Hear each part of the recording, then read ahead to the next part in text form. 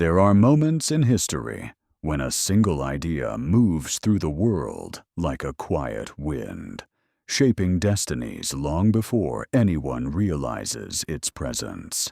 From the first breath of civilization, humanity has searched for order inside the chaos. The ancients listened to the rhythm of the stars. Merchants watched the rise and fall of markets. Mystics carved symbols into stone, believing they mirrored the structure of the universe. Yet beneath all of these pursuits lived one conviction, whispered through temples, echoed in hidden brotherhoods, and guarded by men willing to die for it. The belief that everything, from the motion of planets to the movement of price charts, follows a pattern so old and so precise that it predates language itself. This story begins in the dim corridors of the ancient Mediterranean, where a man named Pythagoras gathered followers not with promises of power, but with the promise of understanding. They swore oaths in candlelit rooms. They studied numbers as if numbers were divine beings. And in their search, they uncovered truths that frightened even themselves. The existence of irrational numbers, the geometry of the soul, the music of the spheres. These ideas passed underground for centuries, resurfacing in secret societies, inspiring scientists, alchemists, architects, and eventually the very analysts who chart the markets today. You and I sit together now, as if beside a fire in an old library, and we trace these lines backward. What you are about to hear is not merely history. It is a map of how invisible laws govern both the inner life and the financial world. If it resonates with you, let your support echo back to us. Like the video, subscribe to Echoes of Wealth, or contribute if you wish. Every gesture allows these ancient stories to continue. Listen closely now. Before the rise of empires, before the Senate of Rome or the marble columns of Athens, there existed a small coastal city named Croton. Its streets were narrow, its walls fortified against jealous rivals. Yet within those walls, something far more remarkable was unfolding. Night after night, behind shuttered doors, a group of men and women gathered in silence. They arrived one by one, cloaked and hooded, their footsteps soft against the stone. They came not for politics or worship or trade. They came to glimpse the hidden structure of reality. At the center of this quiet movement was a man whose presence, even in the ancient world, seemed otherworldly. Pythagoras. Some spoke of him as a philosopher. Others whispered that he was a prophet. Stories said he had traveled through Egypt and Babylon, learning the secrets of priests, magicians, and astronomers. There were rumors he could remember past lives. There were tales that animals followed him as if recognizing a forgotten master. But the truth, or at least the truth that concerns us, is simpler and stranger. Pythagoras believed numbers were not symbols invented by man.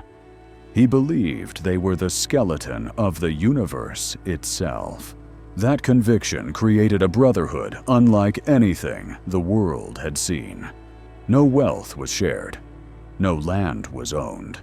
Their temple held no statues, only a single diagram of 10 points arranged in a perfect triangle, the tetractys. To them, it was not a drawing. It was a doorway, a map of harmony, cosmos, and fate. Its shape governed their rituals. Its geometry shaped their understanding of the soul.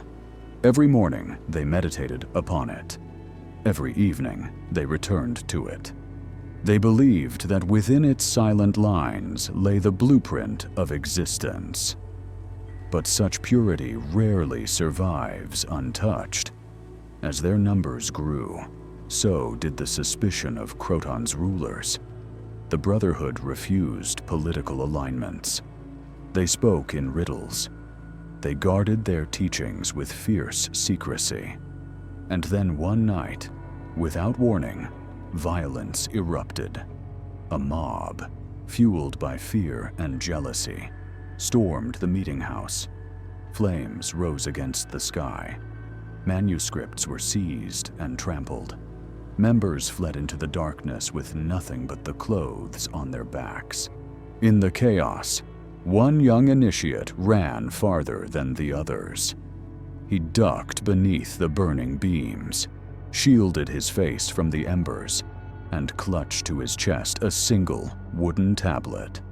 It was small enough to hide beneath a cloak. On its surface, burned carefully into the grain, was a pattern of triangular numbers. He did not yet understand all of its meaning, but he understood enough to know this. It was the last surviving fragment of the Master's most dangerous lesson. Even as Croton crumbled behind him, the initiate felt the weight of something far larger than his own survival. He carried not merely a relic, but a reminder that even when cities fall, ideas do not, numbers do not, patterns do not. They persist like an echo inside reality itself, waiting for new minds to rediscover them. And whether we study the stars or the markets, whether we seek knowledge or freedom, we eventually return to that same whisper. The whisper beneath all things. The young initiate did not stop running until the hills swallowed the last glimpse of Croton's burning rooftops. When he finally collapsed beneath a cluster of olive trees, his chest still heaving, he pressed the wooden tablet against his heart as if it were a living thing. The night was unusually still. Even the cicadas seemed to quiet themselves, as if the world were listening. It was in that hush, with smoke drifting faintly across the stars, that he realized something unsettling. The Brotherhood had always taught that numbers were eternal, that nothing fundamental could be destroyed. But as he stared at the tablet's carved triangle, an identical fear and awe settled inside him. If the universe truly rested on patterns, then human hands could erase the guardians of knowledge just as easily as they could erase the lines on parchment. Yet something survived. Something always survived. He lay there until the sky softened from black to the faintest blue. When the first rays of dawn touched the trees, he rose and began walking east, guided by nothing but the weight of the tablet and the faint echo of the Master's teachings. Along that journey, he found refuge in small villages, slept in abandoned shrines, and traded small services for food. What protected him was not strength, but anonymity. The mob in Croton had destroyed names and faces, but they had failed to destroy ideas. And that was the quiet truth he carried with him, a truth that neither fire nor fear could extinguish. As days turned into weeks, he studied the triangle burned into the wood. At first, it was simply an image. Then it became a puzzle, and later, a revelation. 10 points, 4 rows, every number flowing naturally into the next. The first row holding the seed of unity. The second row, the pairing of duality. The third row, the harmony of triads. The fourth row, the completion of 10, the number the Brotherhood revered as the symbol of wholeness. It was the universe compressed into a single, simple arrangement. Yet behind its apparent simplicity lay a deeper meaning, that every structure, no matter how complex, rises from fundamental patterns.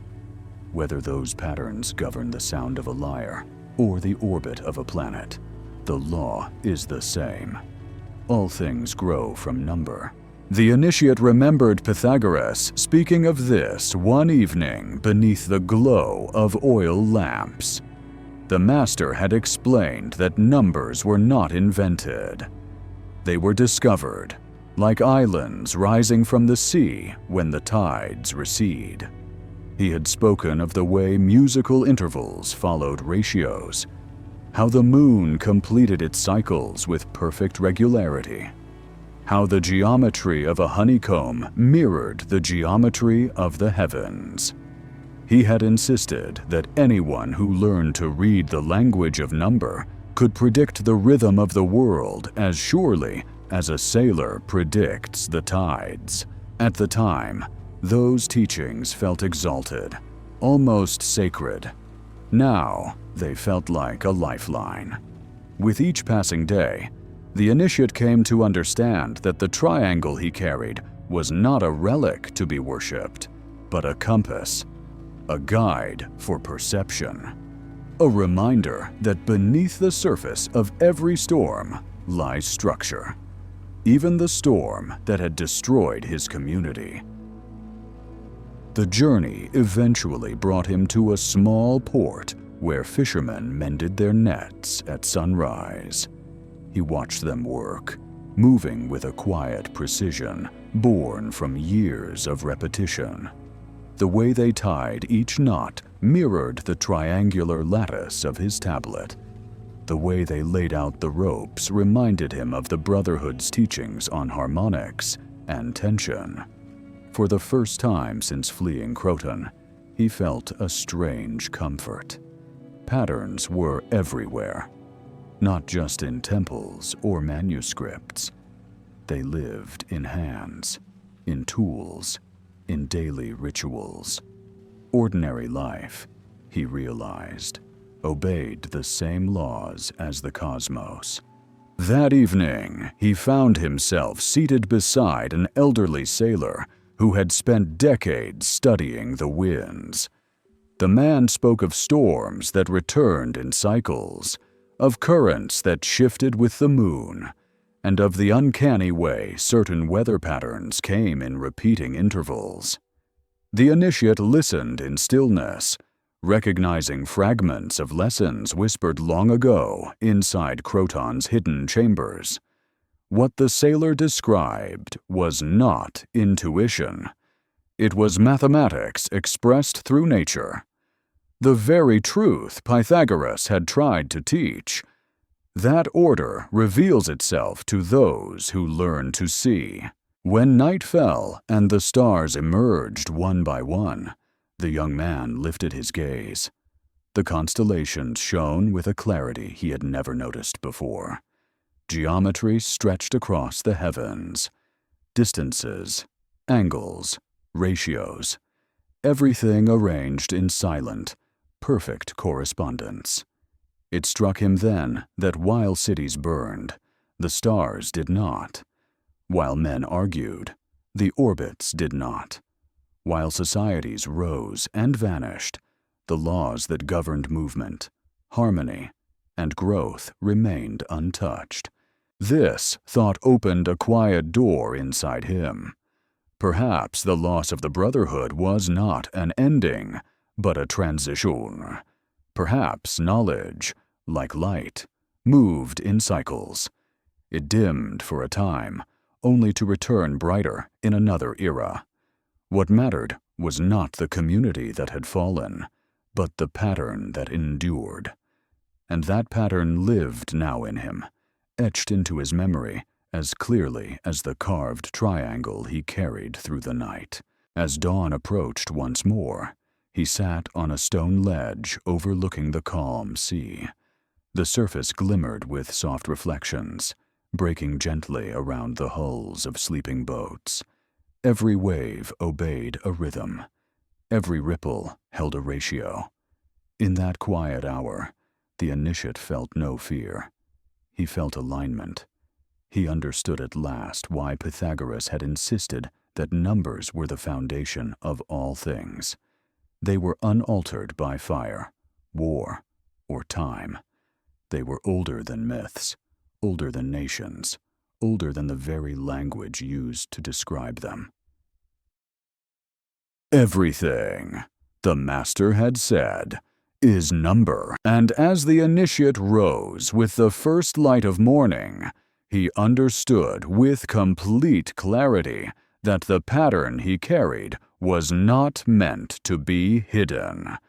It was meant to continue. The initiate's journey carried him farther north, across landscapes where the language shifted and the customs changed, yet the quiet symmetry of life remained the same. He found work among shepherds who guided their flocks along routes passed down for generations. They walked those paths not by map, but by instinct, though that instinct, he soon realized, was nothing more than familiarity with nature's recurring signs. Certain grasses sprouted in predictable cycles. Streams rose and fell in harmony with the season. Even the migration of birds traced a geometry as precise as any diagram the Brotherhood had studied. At night, the shepherds gathered around crackling fires and spoke of omens. They believed the wind carried patterns from distant lands. They claimed that the stars shifted subtly before great events.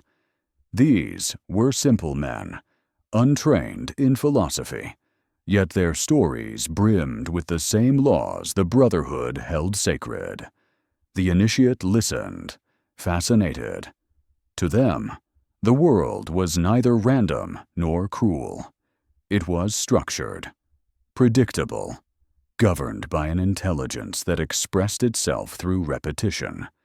They lacked the vocabulary of mathematics, but they possessed the intuition of pattern. One evening, as the flames glowed low, an elderly shepherd recited a tale of an ancient stone circle deep within the hills. It was said the stones aligned with the solstices, casting shadows that marked the passing of seasons with uncanny accuracy. The initiate asked to be taken there, and after a long pause, the shepherd agreed. They left before dawn and walked through winding trails until they reached a clearing bathed in early sunlight. There stood the circle, weathered by centuries, each stone rising like a sentinel of forgotten knowledge. The initiate felt a quiet tremor in his chest. The arrangement was precise, purposeful. He traced the line of shadows with his fingers and noticed how they converged toward a single point as the sun crept higher. This was geometry, made manifest, a timeless testament that human beings, long before written language, sought to read the world by its hidden ratios. Even without Pythagoras, without Greece, without manuscripts, the understanding had existed. Numbers carved into stone instead of wood. He knelt there for a long while, letting the silence of the place seep into him. The air felt heavy with memory. He imagined generations of observers watching the sky from this very spot, learning the rhythm of the year by the slow dance of sunlight and shadow. These ancient builders had no brotherhood to guide them. Yet they found the same truth, that the universe expresses itself through patterns, and those who pay attention can foresee change before it arrives. As the sun reached its peak, the shadows aligned perfectly with a carved groove on one of the standing stones. The shepherd nodded, as if witnessing a familiar miracle. To him, this was not an intellectual triumph. It was life.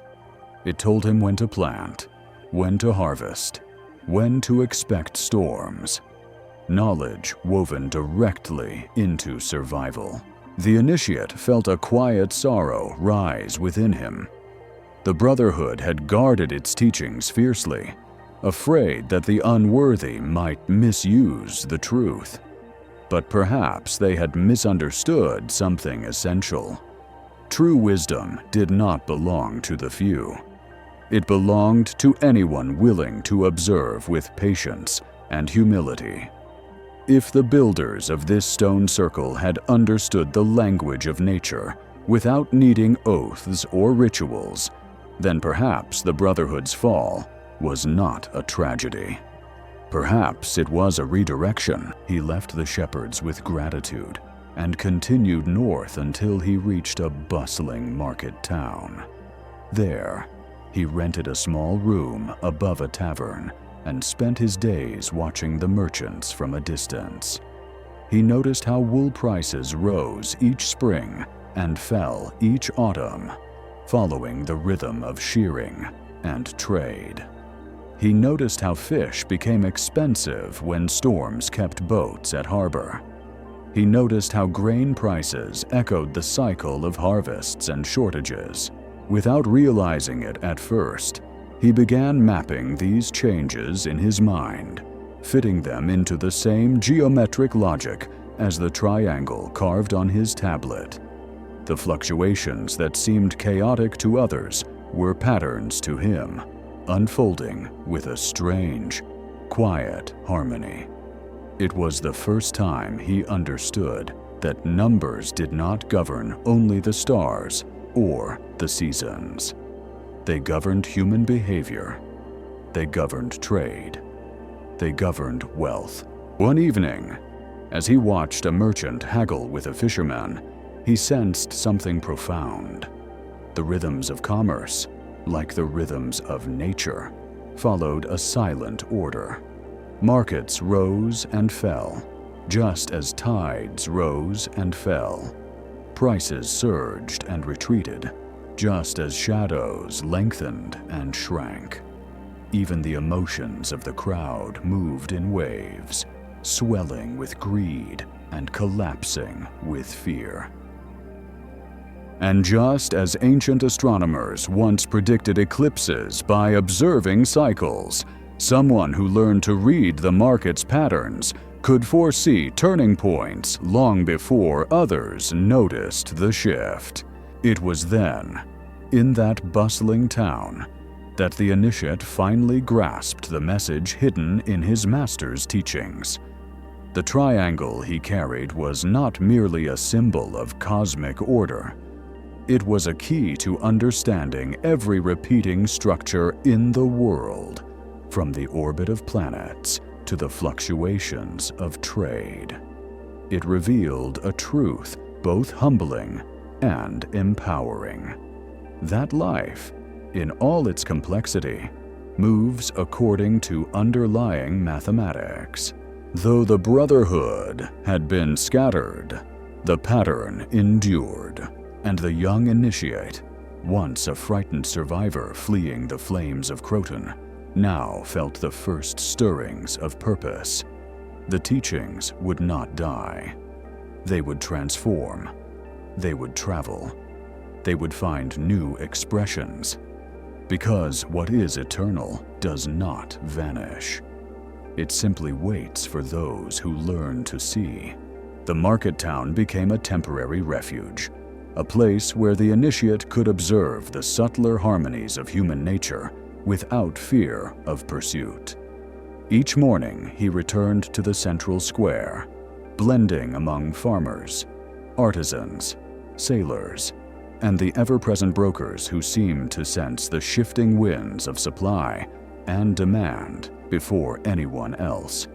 Their voices rose and fell like the murmur of the sea, each negotiation echoing the cadence of previous days. And soon, through quiet study, the initiate began to notice something unsettling. The rhythm repeated itself with eerie precision. On the fourth morning, after a large caravan arrived, prices always dipped. Not because traders had conspired, but because abundance naturally softened urgency. Near the end of each lunar cycle, fishermen bid more aggressively for grain, anticipating the storms that would keep them ashore. News of a distant war would raise the price of metals the very next day, as if fear itself had a numerical shape. When wool merchants sensed an early harvest, they hoarded in anticipation, creating a swell in prices that crested and then collapsed. The initiate watched these movements with growing fascination, realizing that the marketplace behaved exactly like the stone circle, the shepherd's cycles, and the constellations themselves. It pulsed. It inhaled and exhaled. It followed laws too subtle for most to detect. Late one evening, as he sat alone in his small room above the tavern, he laid the wooden tablet before him and traced the triangular numbers once more. His fingers rested on the rows of dots that had once symbolized the perfection of the cosmos. Now they symbolized something far more immediate. They represented the rise and fall of human sentiment, the buildup and release of pressure, the symmetrical arc of expectation. For the first time, he understood the full implication of what Pythagoras had meant when he said that number was the soul of everything. It was not merely the soul of stars or music. It was the soul of human decisions. The initiate's thoughts deepened. If markets moved in patterns, then there was a quiet intelligence behind them. Not the intelligence of a deity or a king, but the intelligence of collective behavior. Every choice, every hesitation, every burst of greed or fear wove itself into a tapestry that repeated across months and seasons. People believed they were acting freely, yet their actions aligned with invisible structures, just as flocks of birds aligned with unseen magnetic fields. The initiate felt the weight of this realization settle into him like a stone sinking into deep water. It meant that mastery of life required not the rejection of emotion, but the recognition of its rhythm. In the weeks that followed, he began speaking quietly with traveling scholars who passed through the town. Some carried tablets from distant lands. Others brought parchment filled with mathematical problems or ancient riddles. One merchant showed him a clay scroll from Babylon containing astronomical tables. Another shared geometric diagrams from Egypt that mapped the proportions of temple walls to the proportions of the human body. Everywhere the initiate looked, he found pieces of a puzzle far older than Pythagoras himself. A puzzle suggesting that cultures across centuries had discovered fragments of the same truth, that the universe expressed itself with mathematical constancy, and that mankind, knowingly or unknowingly, shaped its institutions around those constants. One scholar in particular shifted the course of the initiate's thinking. He was an aging mathematician from Miletus, his beard long and silver, his eyes sharp despite the weight of years. They met in the tavern during a sudden storm, drawn together by the shared solitude of strangers. When the initiate asked if he had ever heard of triangular numbers, the old man's expression changed. He spoke of the secret schools of Ionia, of priests in Thebes who believed numbers carried divine resonance, of inscriptions hidden inside temples that encoded ratios considered too sacred for the common eye. And then he leaned close and whispered something that froze the initiate's breath. He said he had heard of Croton. He had heard of the fire. And he had heard that not all of the teachings were lost. For a long moment, the initiate could not speak. Fear rose in him, but so did something warmer, something like belonging. When he finally confessed that he had been part of the Brotherhood, the old man nodded, not with surprise, but with recognition. He explained that the teachings had never been the property of one school. They were ancient, passed through countless cultures, each adding their own refinement. Pythagoras had shaped them, but he had not invented them. He had simply revealed them to a new generation. Then the mathematician said something that would remain with the initiate for the rest of his life. Something that would shape not only his understanding of numbers, but his understanding of destiny. He said that knowledge, like water, could not be destroyed. It changed forms, it changed vessels, but it never vanished. Even when the Brotherhood fell, the truth it carried could not be burned or drowned. It continued in the minds of anyone who dared to observe the world with sincerity. The initiate realized then that his journey had not been an escape. It had been a migration, a transition of knowledge from one vessel to another. He understood that he was not meant to rebuild the Brotherhood as it once was. He was meant to carry its essence into places where it might take root in unexpected ways. Markets, navigation, architecture, science. Wherever people needed guidance, the language of patterns would flow. One night, near the end of spring, the initiate walked through the quiet marketplace alone.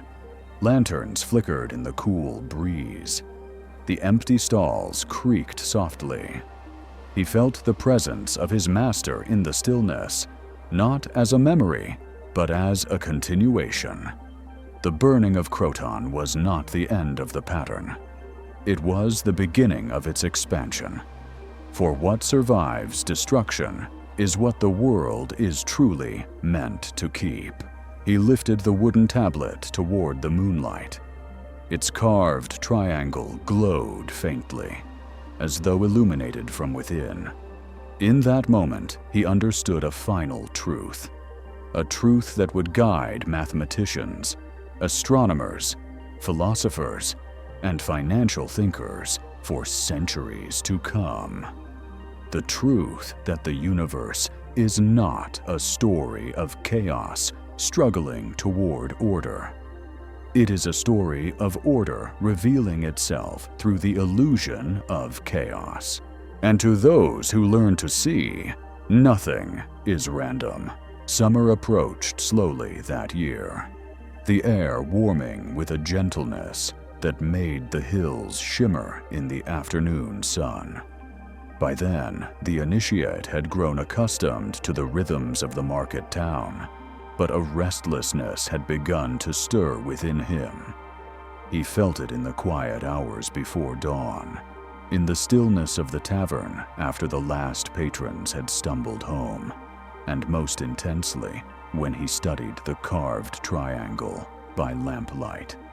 It was as if the tablet itself urged him onward, reminding him that knowledge could not remain stagnant. Patterns wanted motion, just as the sea longed for tides. One morning, while the markets were unusually subdued, a caravan arrived from the east. Among the travelers was a young scribe with ink-stained hands and a scroll case strapped tightly across his back. He carried himself with the cautious curiosity of someone who had seen too much and understood even more. The initiate felt drawn to him immediately. Over cups of watered wine, they spoke of distant lands, temples, and the strange coincidences that shaped human life. The scribe revealed that he had spent years copying manuscripts from across the Near East and had encountered a curious phenomenon. Cultures that had never met shared the same geometric symbols. Circles within circles. Spirals echoing the curve of seashells. Triangles arranged in perfect proportions. When the initiate showed him the wooden tablet, the scribe grew silent. He ran his fingers gently along the carved rows, studying the points as though deciphering a forgotten language. Then he unrolled a scroll containing diagrams from an ancient Babylonian observatory. There, drawn in faded ink, was a pattern almost identical to the tetractys. The initiate felt the room tilt around him. His master's teachings, once thought unique, were merely one thread woven through a tapestry far older and far wider than he had ever imagined. The scribe smiled with a calm that carried both reverence and resignation. He explained that knowledge did not move in straight lines. It traveled in spirals, returning every few generations with new faces and new interpretations. What one culture guarded in secrecy, another rediscovered by accident.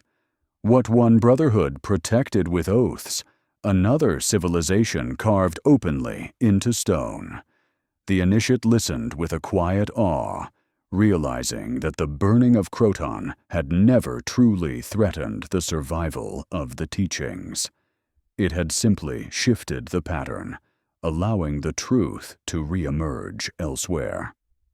That night, the initiate stepped outside and walked to the edge of the quiet harbor. The moon hovered above the black water, casting a pale path of light across its surface. He felt the cool air on his skin, the scent of salt, the gentle rhythm of waves tapping against the wooden docks. For the first time since fleeing the flames, he felt no fear, no grief, no urgency to hide. Instead, he felt an expanding clarity. The universe had not scattered him. It had placed him. He looked again at the reflections rippling across the water and saw ratios in their movement. He heard the whisper of the tide and sensed its repeating cycle. Even the stars above seemed arranged in a patient geometry, inviting him to recognize their alignment. In that moment, the initiate understood that Pythagoras had never intended his followers to preserve the teachings unchanged. The master had intended them to wander, to carry fragments of insight into new lands, where the pattern would eventually reveal itself in new forms. The wind shifted slightly, and a quiet certainty settled inside him. His journey from Croton was not a flight. It was a continuation of the pattern itself, a single point moving toward its next place in the geometric sequence of history. He realized that every generation has its torchbearers, and every torchbearer eventually places the fire into new hands. The continuity was not physical or political. It was mathematical. Everything is number. Everything is pattern. Everything repeats until it is remembered. And so the initiate made a choice. At dawn, he would leave the market town, carrying the wooden tablet not as a relic of the past, but as the seed of a future yet unwritten. He felt the pull of distant cities, scholars awaiting the spark of new ideas, future mathematicians who would unknowingly echo the very truths he carried. The Brotherhood had fallen, but its legacy would not. It would flow silently through generations, resurfacing whenever the world was ready to understand it.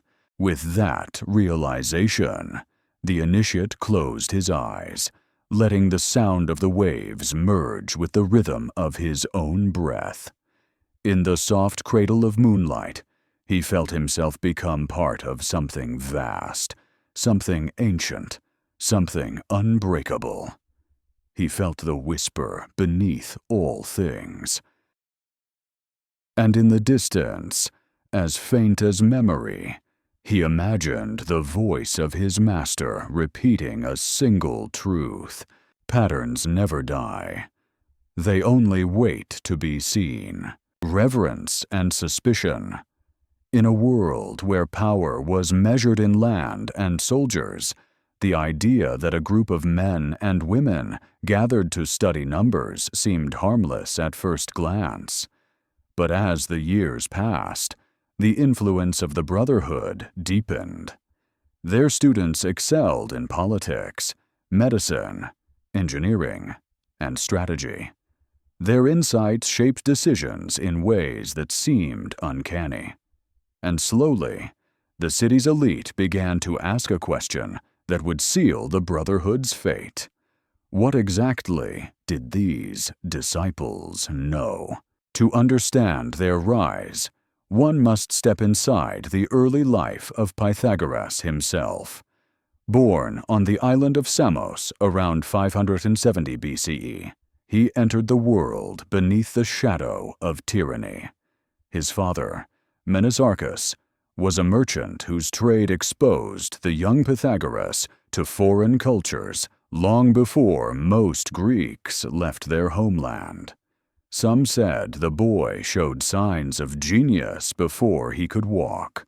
Others claimed his birth was accompanied by omens, that strange lights shimmered above the sea on the night he entered the world. But what truly shaped him was not prophecy. It was curiosity. A relentless, nearly painful curiosity that drove him far beyond the boundaries of ordinary scholarship. By adolescence, he possessed a mind that strained against the limits of Samos. Its local schools could not contain him. He learned poetry, music, geometry, and astronomy with a hunger that startled his tutors. There were stories that he could memorize entire epics after a single recitation. Rumors that he could hear patterns in music that others perceived only as sound. His earliest writings, now long lost, were said to contain observations about nature that would not reappear in Western thought for centuries. Yet Pythagoras was not content to become a prodigy confined to a small island. Around his late teens or early 20s, he embarked on a journey that would define the rest of his life. According to ancient writers such as Iamblichus and Porphyry, he traveled first to Egypt, seeking admission to the priesthoods of Memphis and Heliopolis. Gaining entry was no small feat. Foreigners were rarely accepted, and only after strict examinations of character and intellect. But Pythagoras endured years of training, learning hieroglyphic mathematics, sacred geometry, the weights of celestial bodies, and the rituals that linked cosmic order to daily life. Egyptian priests did not see numbers as abstractions. They saw them as forces, alive and intertwined with the universe's stability. This idea burrowed into Pythagoras's mind and never left. After Egypt came Babylon, captured during a Persian invasion according to some accounts. He spent time among Chaldean astronomers who tracked the stars with a precision unmatched in the ancient world. They possessed records of eclipses stretching back centuries. They mapped planetary cycles with uncanny accuracy. Some claimed they predicted celestial events not by magic, but by mathematics, so advanced that it resembled prophecy. Here, Pythagoras encountered ideas that would later become cornerstones of his own teachings: harmonics, ratio-based cosmology, and the conviction that numbers were not merely human inventions, but expressions of divine truth. When he returned to the Greek world, sometime in his 40s, he was no longer simply a scholar. He carried a synthesis of Egyptian, Babylonian, and Ionian knowledge that no one else possessed. And with this synthesis came a quiet certainty. If numbers governed the heavens, the earth, the body, and the soul, then they could also govern communities. A city, after all, was nothing more than a collection of patterns. And patterns could be shaped. He chose Croton in southern Italy as the place to begin his work. Why Croton remains a subject of debate among historians, but several possibilities stand out. The city was prosperous, democratic enough to tolerate new ideas, and strategically located among Greek colonies in Magna Graecia. It valued athletic discipline and philosophical inquiry. Most importantly, it lacked rigid intellectual factions, making it fertile ground for a new order. At first, Pythagoras taught openly. His lectures were attended by hundreds. But the most promising students he selected quietly, inviting them into deeper study. Those chosen underwent a period of silence lasting as long as 5 years. During this time, they listened but were forbidden to speak. This was not punishment. It was training. A discipline meant to sharpen thought, subdue ego, and attune the mind to patterns beneath the noise of ordinary life. They meditated on the tetractys. They studied geometry until it became instinct. They practiced daily rituals designed to align the body with the cosmos. Every detail of their life, from diet to speech to dress, followed laws meant to cultivate harmony. The tetractys, the triangle of 10 points, was at the heart of everything. It symbolized the 4 elements, the musical concords, the structure of space, and the unfolding of numbers into complexity. To the Brotherhood, it was not a symbol, but a revelation. They believed the universe itself was constructed according to the proportions encoded in this simple figure, and they guarded its interpretations fiercely, for they knew that knowledge could empower as easily as it could destroy. In time, the Brotherhood's influence alarmed Croton's rulers.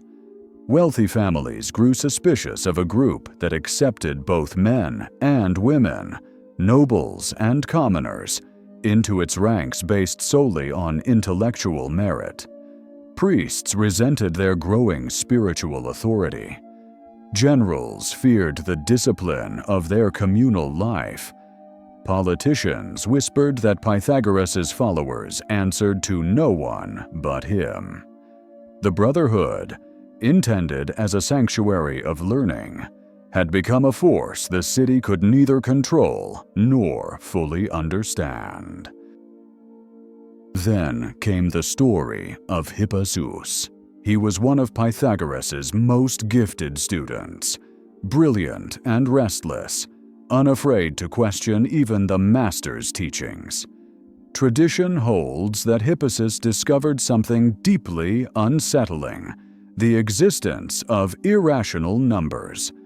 When he attempted to show that certain ratios could not be expressed as whole number relationships, the foundation of the Brotherhood's world view trembled. For if the universe was number, and number meant harmony, how could something exist that defied proportion? In one version of the tale, Hypnosis revealed his discovery publicly, breaking the Brotherhood's strict oath of secrecy. In another, he did so out of arrogance, hoping to eclipse Pythagoras. Whatever the truth, his peers believed he had shattered the sacred order. And according to legend, The gods themselves punished him. His ship sank. He drowned. Some whispered that it was an accident. Others whispered darker things, that his fellow disciples silenced him to protect the doctrine, that they sacrificed him to preserve harmony. Historians doubt the literal truth of the tale, yet its symbolism remains powerful. The Brotherhood feared what they could not control. They feared the unpredictable. They feared the irrational. And in that fear, they sealed their fate. The death of Hypnosis, whether by divine punishment or human intervention, rippled through the Brotherhood like a fracture through glass. Silence hung over their gatherings. Rituals once performed with confidence now carried an undertone of apprehension. For the first time, the disciples sensed a contradiction inside the very heart of their teachings. If numbers represented perfect harmony, how could the universe contain something that eluded the straight lines and elegant ratios they revered? How could something exist outside the structure they believed to be sacred? Pythagoras himself withdrew for several days. Some said he went into the hills to commune with the divine. Others whispered that he locked himself inside the inner chamber of the school, examining the proportions of triangles again and again, searching for an answer to the crisis. None knew for certain what he saw in those silent hours. When he emerged, his face was pale, his eyes sharp as flint, and his voice quiet in a way that unsettled even his most loyal followers. He declared that some truths were too dangerous for unprepared minds, that certain insights, if revealed prematurely, could disrupt the fragile harmony upon which both the cosmos and society depended. And so he reaffirmed the laws of secrecy. He expanded the required years of silence. He tightened the hierarchy within the Brotherhood. Knowledge, once a shared pursuit, became stratified, dripped slowly from master to disciple, contained. This shift marked the beginning of the end, for in Croton, people watched the Brotherhood with increasing suspicion. Their rituals appeared stranger, their silence more unsettling, their loyalties ambiguous. And the more Pythagoras tightened control, the more the outside world questioned his intentions. Rumors spread that he sought political influence, that he manipulated magistrates through mystical authority, that he demanded obedience not as a teacher, but as a king. None of these accusations were entirely accurate, but fear is rarely concerned with accuracy. It seeks shape, not truth. Meanwhile, inside the Brotherhood, tension grew. Some members felt stifled by the secrecy. They wanted to share the mathematical insights they had worked so hard to discover. They believed that truth should not be hoarded like treasure. Others clung to tradition with religious fervor, insisting that only strict control could preserve harmony. A quiet divide formed, one that Pythagoras sensed but could no longer mend. One story tells of Theano, Pythagoras' wife, or perhaps his most devoted student. She was said to be brilliant, eloquent, and fiercely dedicated to the doctrine. Some later writers claimed she ran the school after the master's death, guiding its teachings into the next generation. But during the final years in Croton, her role was more subtle. She served as the voice of moderation. When the disciples grew fearful of new ideas, she urged balance. When they leaned toward dogmatism, She reminded them that the pursuit of knowledge required humility. Yet even she could not prevent the inevitable clash between curiosity and certainty.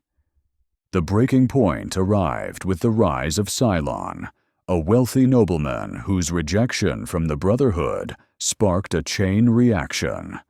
Cylon had sought entry not out of scholarly devotion, but for prestige. He expected immediate acceptance. But Pythagoras, judging him unfit in temperament and discipline, refused. Enraged, Cylon began a campaign against the Brotherhood, rallying other elites who resented the secretive influence of Pythagoras's followers. In taverns, he spread tales of unnatural rituals. In the marketplace, he claimed that the Brotherhood plotted to overthrow the city's institutions. People who had once viewed the disciples with curiosity now regarded them with unease. The political climate shifted. Whispers hardened into accusations, accusations into threats. And beneath it all, the tension between the Brotherhood's commitment to secrecy and the city's demand for transparency grew unbearable. Then came the night of the fire. Historical accounts vary wildly, but a common thread runs through every version. A mob, fueled by fear, jealousy, and political ambition, surrounded the Brotherhood's meeting house. Torches lit the faces of men who had once traded peacefully with the disciples. Women who had once sought healing from them now shouted for their exile. The initiates inside heard the growing roar long before the first flames licked the wooden beams. Some tried to reason with the crowd. Others blocked the doors. A few fled through hidden exits, clutching manuscripts and tablets. Pythagoras himself was said to have escaped through a narrow passageway, guided by loyal students. But his school, the sanctuary he had built on the belief that numbers were divine order, was consumed in a single night of chaos. The Brotherhood scattered. Some fled to Tarentum, others to Metapontum. A few returned to Greece. A few simply vanished. And yet, in that scattering lay a strange kind of survival. The teachings, once guarded tightly within the walls of Croton, now flowed outward like seeds carried by the wind. Each fleeing disciple brought fragments of the doctrine to new lands. Some became teachers in small villages. Others joined foreign courts. A handful passed their knowledge to children who would never know the name Pythagoras, yet would inherit the essence of his ideas. In this quiet dispersion lies one of history's most overlooked truths. The Brotherhood was destroyed, but the pattern it carried survived by becoming uncontainable. What was once closed became open. What was secret became scattered. What was guarded became shared. And in the centuries that followed, mathematicians, philosophers, mystics, and traders would rediscover the same insights again and again, unaware that they walked in the footsteps of a sect whose rise and fall had been shaped by the tension between knowledge and fear. The irrational number that Hypnosis revealed was not a threat to harmony. It was a doorway to a deeper understanding. And through that door, the future of mathematics, and eventually, the future of markets, would emerge. In the aftermath of the Brotherhood's destruction, the survivors moved like ghosts across the Mediterranean world. Each carried fragments of their teachings, some carved into memory, others scribbled hastily onto brittle parchment before the flames devoured their meeting house. For a time, they lived quietly. They avoided attention. They hid their symbols under cloaks and tucked their diagrams into folds of clothing. But no matter how far they traveled, the ideas they carried could not remain dormant. Ideas, especially those forged in the fire of profound insight, have a way of resurfacing when they are needed most. One disciple, a man named Lysis, found refuge in Thebes. There, he began teaching mathematics to a small circle of students, concealing the origins of his knowledge behind tales of distant travels. Another, known only as Demo, was said to have guarded the last of Pythagoras' writings with uncompromising loyalty, refusing to sell them even when poverty pressed upon her. There were whispers that she entrusted the writings to her descendants, who smuggled them through generations like sacred relics. And then there were those who wandered without settling, offering counsel to rulers, advising architects, and leaving behind faint echoes of the Brotherhood's doctrines in places that would later become centers of scientific thought. It is impossible to trace all the paths the teachings took, yet their fingerprints began to appear in unlikely places, in the proportions of Greek temples, in the tuning of lyres, in the calculations of sailors charting the open sea, even in early medical theories, where some healers believed that illness arose from disharmony in the body's internal ratios.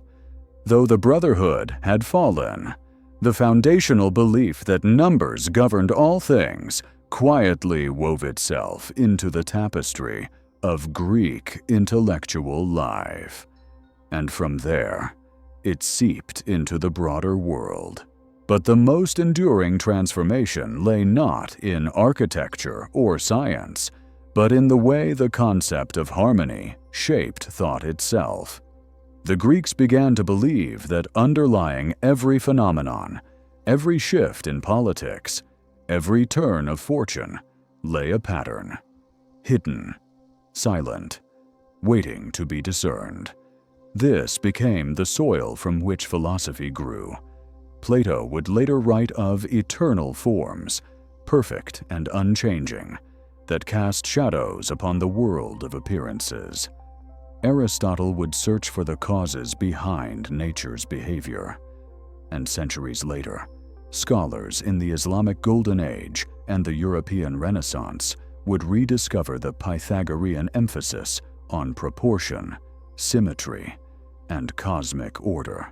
Yet the legacy of the Brotherhood holds a deeper meaning for us today, one that reaches far beyond the realms of mathematics or philosophy. It reveals a truth about the world that remains as relevant now as it was 25 centuries ago. A truth that sits at the core of understanding both human behavior and financial markets. The Brotherhood's greatest error, the flaw that led to its downfall, was not the pursuit of knowledge. It was the assumption that knowledge could be controlled, that harmony could be protected by walls, that truth could be contained within a single community. But the universe does not permit such containment. Patterns do not belong to individuals or institutions. They belong to the world itself. They are the architecture underlying existence, and they reveal themselves repeatedly across cultures, across centuries, across systems. This is where the philosophical heart of the story emerges. The Brotherhood believed that number was the foundation of all things, not merely a tool for calculation, but the very blueprint of reality. In their view, the universe was not governed by chance, but by proportion, by relationships, by harmony and dissonance. When events seemed chaotic, it was only because humans lacked the perspective to see the order hidden within the motion. The irrational number that terrified them was not a threat to harmony. It was the next layer of it. From a spiritual perspective, this insight carries profound implications. It suggests that the world is not a battlefield of randomness, but a system of unfolding structure. That our lives follow arcs shaped by cycles we often fail to recognize. That periods of growth, stagnation, and collapse appear chaotic only because we do not yet see the geometry behind them. Harmony, in this sense, is not the absence of conflict. It is the recognition that conflict itself is part of the larger pattern, and it is here that the transition into finance becomes unmistakable. For modern markets behave with the same blend of order and chaos that once captivated Pythagoras and frightened his disciples. Price movements may seem unpredictable, yet they follow repeating structures. Waves of optimism crest into waves of fear. Booms evolve into busts with the same rhythm as harvests follow plantings. Fibonacci ratios appear not because they are mystical, but because they reflect the mathematical tendencies of human behavior.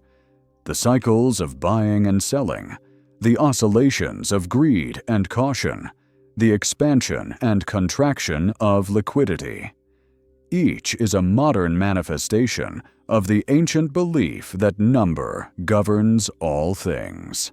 When traders chart markets using retracements, harmonic patterns, or time cycles, they unknowingly echo the Brotherhood's search for order within the universe. They study ratios. They observe proportions. They wait for symmetry to appear amid volatility. And whether they attribute these patterns to psychology, probability, or cosmic structure, the effect is the same.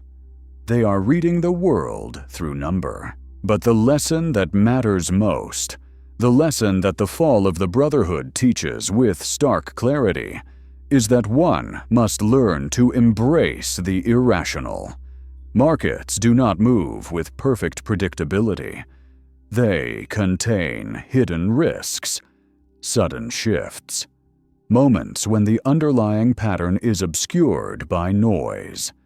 Those who cling to rigid certainty, who refuse to accept volatility as part of the structure, fall victim to the same fate as those who feared Hipposis's revelation. The rational and the irrational coexist. The predictable and the unpredictable intertwine. Stability emerges from their tension. The wise investor is not the one who seeks absolute control or absolute certainty.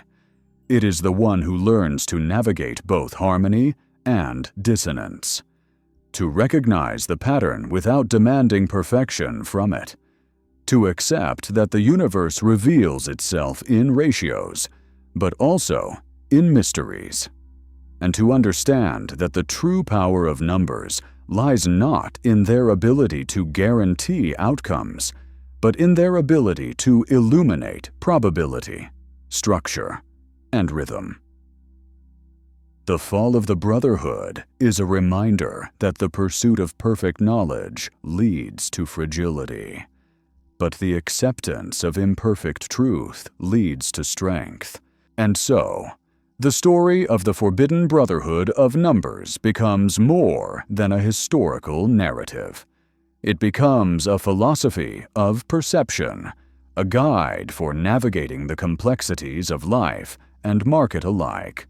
It invites us to observe with humility, to act with discipline, and to embrace the unpredictable not as a threat, but as part of the grand harmony that shapes our world.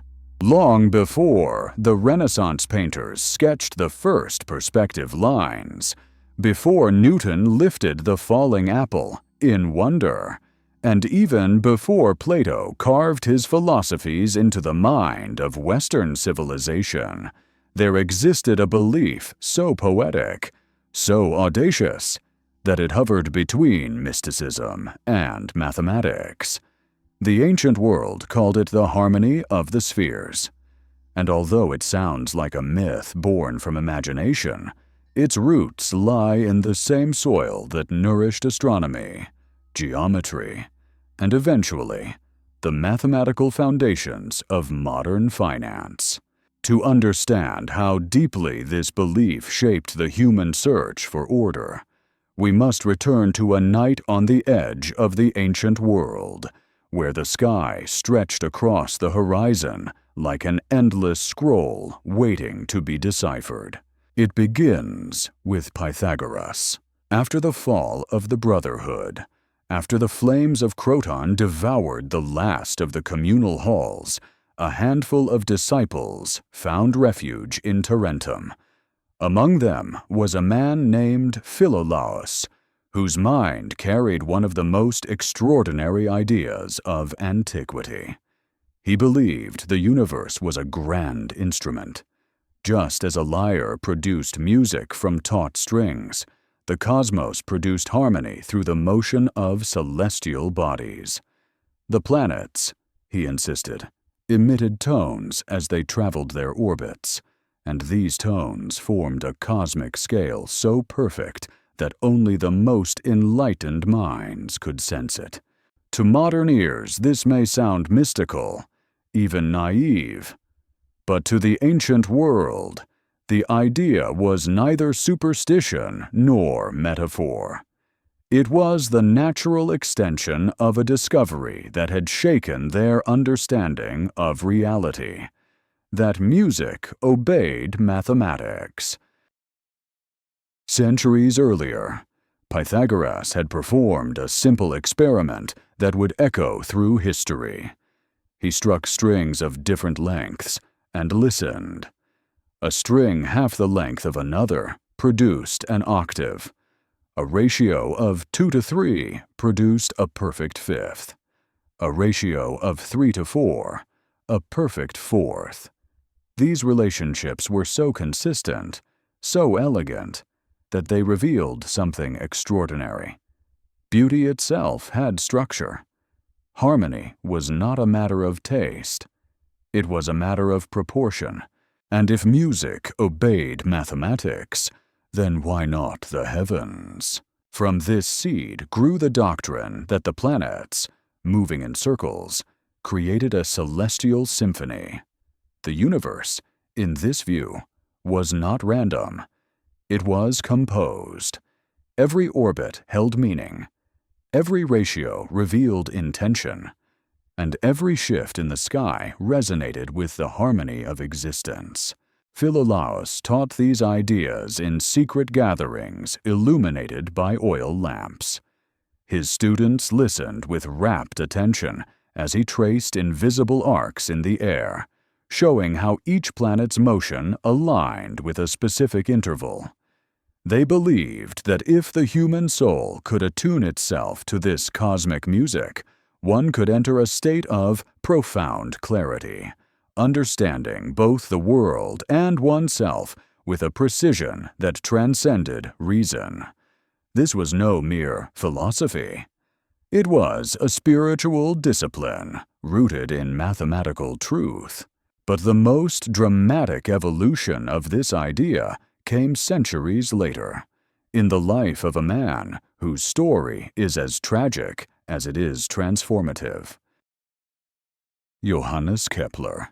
Born in 1571 in the small German town of Weil der Stadt, Kepler entered the world during a time of religious conflict, political turmoil, and scientific revolution.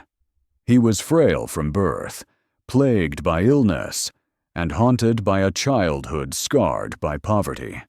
His father, a mercenary, often vanished for years at a time. His mother, accused of witchcraft, lived in constant fear of persecution. Yet Kepler possessed something that no hardship could extinguish, a mind so attuned to patterns that he saw the universe as a vast geometry waiting to be revealed. As a young student, he devoured the works of Pythagoras and Plato, mesmerized by their belief that the cosmos was built from proportion and form. When he encountered reports of Philolaus and the harmony of the spheres, something within him ignited. It was as if he recognized an old truth buried beneath centuries of dust. He believed that God, the divine architect, had constructed the universe with mathematical intention, and Kepler, trembling with ambition, vowed to uncover the geometry behind creation. But his path was far from smooth. When he secured a position working alongside the brilliant but irritable Tycho Brahe in Prague, he expected collaboration. Instead, he found himself navigating a labyrinth of intrigue, suspicion, and guarded secrets. Tycho had spent decades collecting the most precise astronomical data in the world, the movements of Mars, the cycles of the Moon, the drift of the planets, and he protected his notes fiercely, unwilling to share them fully, even with the man appointed to be his successor. Kepler, forced to work with fragments of data, struggled through endless calculations. His fingers blistered from writing.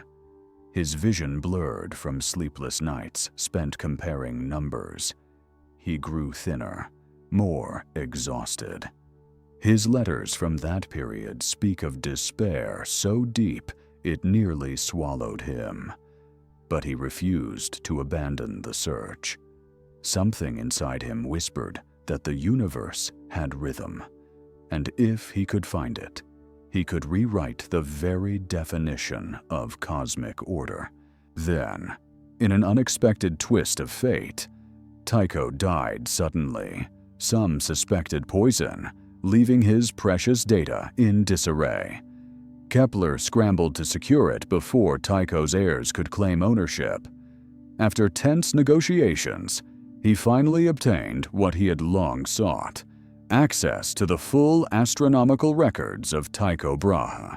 It was here, in the quiet of a small room cluttered with parchment, quills, and star charts, that Kepler began the labor that would reshape human understanding of the cosmos. He studied the movement of Mars for months, drawing lines, measuring angles, testing thousands of hypotheses. Nothing fit perfectly. The planet refused to follow the circular paths that Greek philosophers had insisted were the mark of celestial perfection. Kepler grew restless. He knew he was close, but the pattern remained just beyond reach. And then, after nearly 5 years of struggle, the breakthrough arrived. Mars did not move in a circle. It moved in an ellipse. The revelation was monumental. The ancient belief that planets traveled in perfect circles because circles were considered divine was shattered. Yet in the breaking of this idea, a deeper harmony emerged. Kepler discovered that as planets moved along their elliptical orbits, they swept out equal areas in equal times. It was a law so elegant, so precise, that it felt like uncovering the steps of a cosmic dance choreographed since the birth of time. The harmony of the spheres was no myth. It was physics. But the symmetry was not musical. It was geometric. Kepler, overwhelmed with emotion, wrote that he felt he had stolen the golden vessels of the Egyptians, a reference to sacred knowledge reserved for the divine. His discovery was not merely scientific. It was spiritual. He believed he had glimpsed the blueprint of the universe. The ratios he found echoed musical intervals. The speeds of the planets mapped onto a celestial scale. The cosmos hummed with mathematics. And it is here, centuries later, that the bridge to financial markets becomes clear. For if the heavens obey harmony, then so too does human behavior. Cycles of optimism and fear repeat with uncanny regularity. Price charts rise and fall with the same rhythm as celestial bodies. Market waves resemble musical intervals, with surges and corrections aligned in observable ratios. Fibonacci sequences, which describe the spirals of galaxies and the proportions of flowers, appear again in the retracements of market movements. Investors who learn to see these patterns are not practicing mysticism. They are reading the mathematics of collective psychology. Just as Kepler studied Mars for signs of order in chaos, traders study markets for cycles hidden within volatility. Both seek harmony in motion. Both search for rhythm within uncertainty. And both discover that beneath all fluctuations lies structure. Because the universe, whether in the stars or in the markets, speaks the same language, the language of proportion, the language of ratio, the language of harmony. When Kepler published his discoveries, the world was unprepared for their implications. His first law shattered the ancient belief in perfect circular motion. His second law revealed a rhythm so elegant it bordered on divine. But it was his third law, the one he called the harmonic law, that struck closest to the heart of the Pythagorean dream. According to this law, the square of a planet's orbital period was proportional to the cube of its distance from the sun. To most people, this sounded like an obscure mathematical curiosity. But to Kepler, it was the moment he realized he had not simply measured the cosmos. He had heard it. The music of the spheres, once considered myth, became visible in ratio. The planets moved in a pattern that mapped onto musical relationships, some slow like deep, resonant notes, others fast like bright, trembling tones. Together, they formed a cosmic harmony, silent to the ear, perfect to the mind. This revelation nearly broke him. He wrote that he felt intoxicated with divine joy. He believed, in the deepest sense, that he had decoded the intentions of creation. But behind his elation lingered a quiet sorrow. For in recognizing the universe's harmony, he also recognized his distance from it. A lifetime of poverty, illness, and political conflict weighed heavily upon him. His mother's trial for witchcraft dragged him into public scandal. His children died young. His own health deteriorated with each passing winter. The harmony he discovered in the heavens contrasted painfully with the dissonance of his earthly life. Yet he persevered, driven by the conviction that if he could reveal the structure of creation, then humanity might one day learn to live in harmony with itself. Every number he uncovered felt like a note in a symphony composed long before he existed. And though the world mocked him, resisted him, and sometimes feared him, he believed that truth would outlast disbelief. This tension between harmony and suffering, between cosmic order and human chaos, captures the philosophical essence of the harmony of the spheres. To the ancients, harmony was not merely aesthetic. It was spiritual. They believed that every aspect of life, from the tilt of a planet to the beat of a heart, existed in a state of either consonance or dissonance. Harmony meant alignment with the structure of the universe. Dissonance meant deviation from that structure.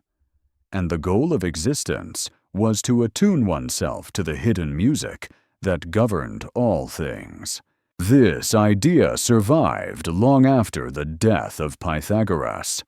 Plato adopted it, weaving it into his metaphysics like a golden thread. The Stoics embraced it, arguing that virtue was nothing more than living in accordance with the natural order. Medieval scholars translated it into theological language, describing the cosmos as God's great composition. Even the architects of Gothic cathedrals embedded harmonic ratios into the very stones, believing that geometry guided the soul toward transcendence. But harmony, as the philosophers understood it, was not gentle. It was not passive. It demanded discipline. It demanded attention. A musician cannot play a lyre without tuning the strings. Likewise, a human cannot live with clarity unless they learn to tune the mind. And it is here that the story of Kepler begins to merge with the deeper spiritual theme of this chapter. Harmony is alignment with reality. Not the reality we wish for, not the reality we imagine, but the reality that is. This principle governs everything: relationships, decisions, emotions. The human mind, like a musical instrument, can resonate beautifully when tuned to truth. But when tuned to illusion, the result is dissonance, chaos, confusion, fear. The tragedy of the Brotherhood's fall in Croton reflected this dissonance. They tried to impose order on truth rather than follow it. They resisted the irrational number instead of learning from it. They clung to the comfort of perfect circles when the universe demanded ellipses. Their downfall was not a punishment. It was the natural consequence of failing to attune themselves to reality. Kepler, in contrast, embraced what the heavens revealed rather than what he wanted them to reveal. When the data contradicted centuries of tradition, he bowed to the pattern, not the doctrine. When he saw the imperfections in planetary paths, he accepted them as expressions of a deeper order. This humility allowed him to hear the music that others dismissed as silence. And this brings us to the financial world, where harmony and dissonance govern every rise and fall of the markets. Modern investors often imagine that markets behave predictably, like machines. They search for rules, formulas, shortcuts, anything that might guarantee profit. But the truth is that markets are not mechanical. They are musical. They are composed not of metal, but of emotion, fear, greed, hope, caution. These emotions move in waves, forming rhythms that echo through decades of financial history. Boom, correction, consolidation, expansion. The patterns repeat with uncanny consistency, not because the numbers themselves are magical, but because human behavior is cyclical. When price charts reveal Fibonacci ratios, it is not mysticism. It is harmony. When markets retrace to the 61.8% level before surging again, it is not coincidence. It is proportion. When cycles appear to repeat at intervals, it is not luck. It is resonance. Investors who thrive are those who understand this music.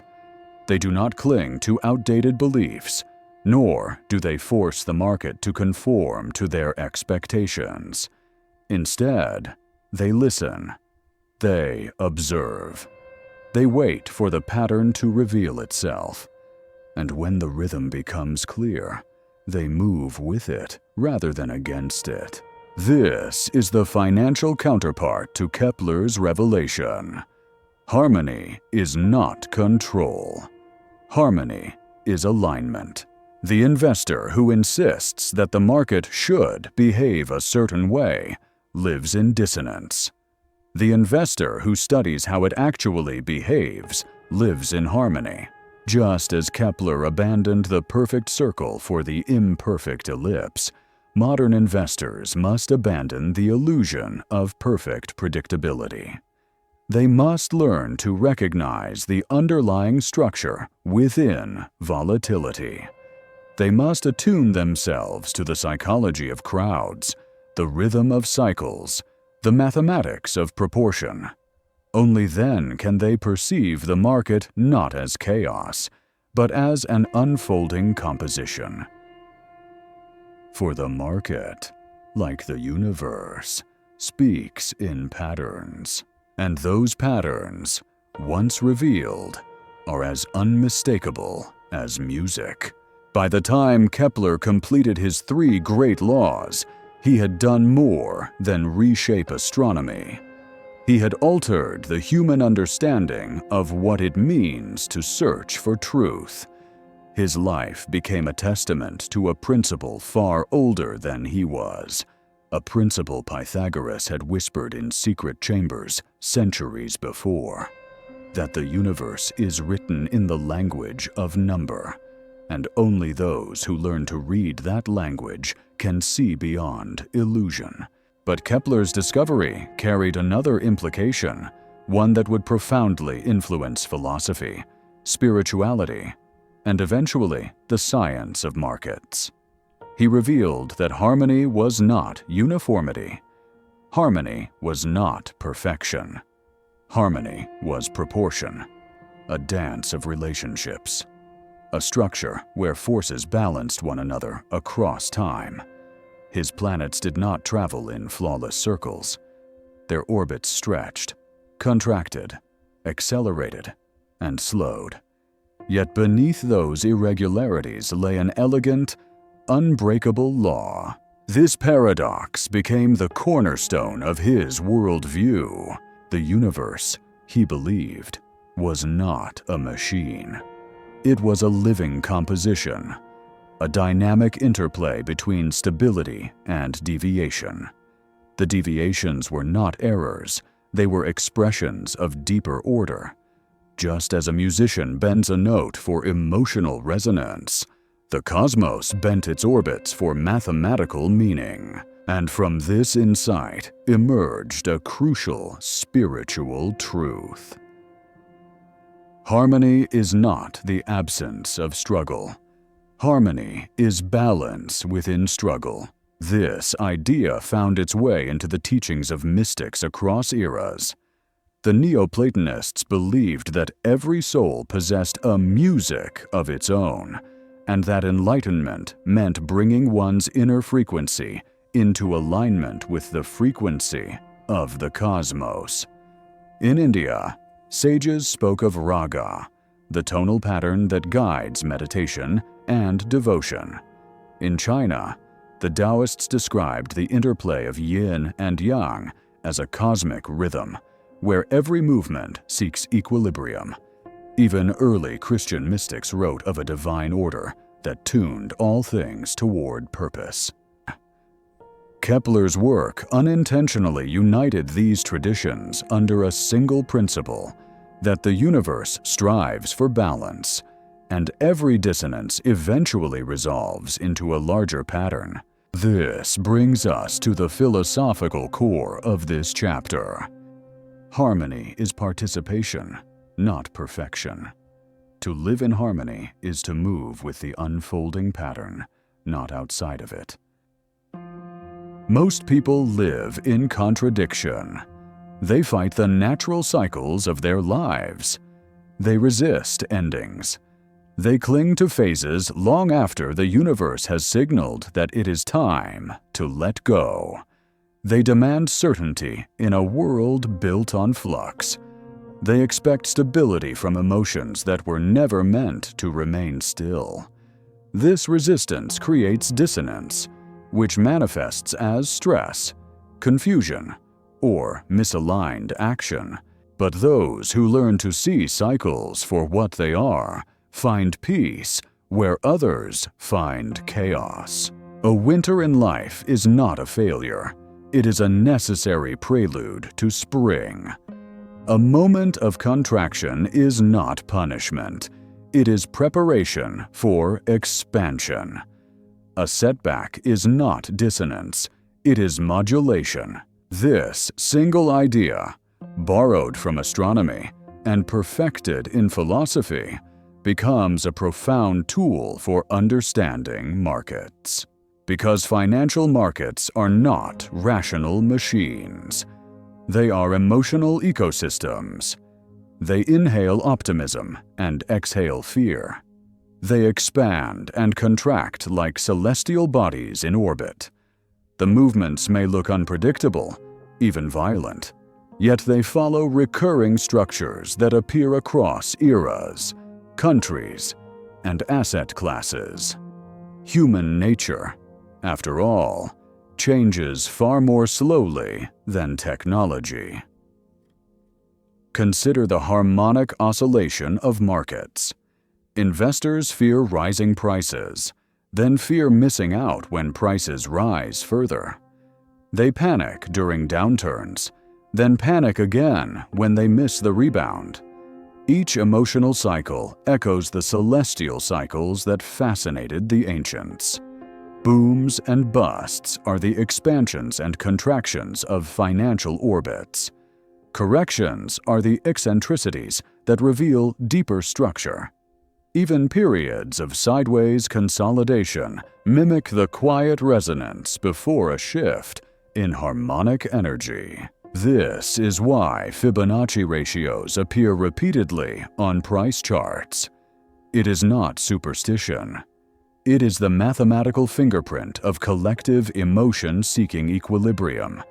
It is the same impulse that guides planetary motion or the spiraling growth of a sunflower. A universal preference for proportional change. And just as Kepler studied Mars for signs of order within irregularity, traders study markets for cycles within volatility. They map retracements that align with Fibonacci proportions. They observe expansions that match historical intervals. They track waves of sentiment that repeat with uncanny regularity. These patterns do not guarantee outcomes. They reveal tendencies. They illuminate how the collective psyche responds to uncertainty. But perhaps the most important insight derived from this chapter is this: harmony is not prediction. Harmony is perception. The true student of markets does not seek to control outcomes, for outcomes belong to the irrational side of existence, the same irrationality that once terrified the Pythagoreans. Instead, they learn to perceive the emerging shape of movement. They learn to identify when the rhythm changes. They observe when dissonance grows louder, signaling an impending shift. They act not from impulse, but from attunement. The rational investor observes cycles without clinging to them. The disciplined investor adapts to new harmonies as they appear. The wise investor understands that the market is not an enemy to conquer, but a pattern to interpret.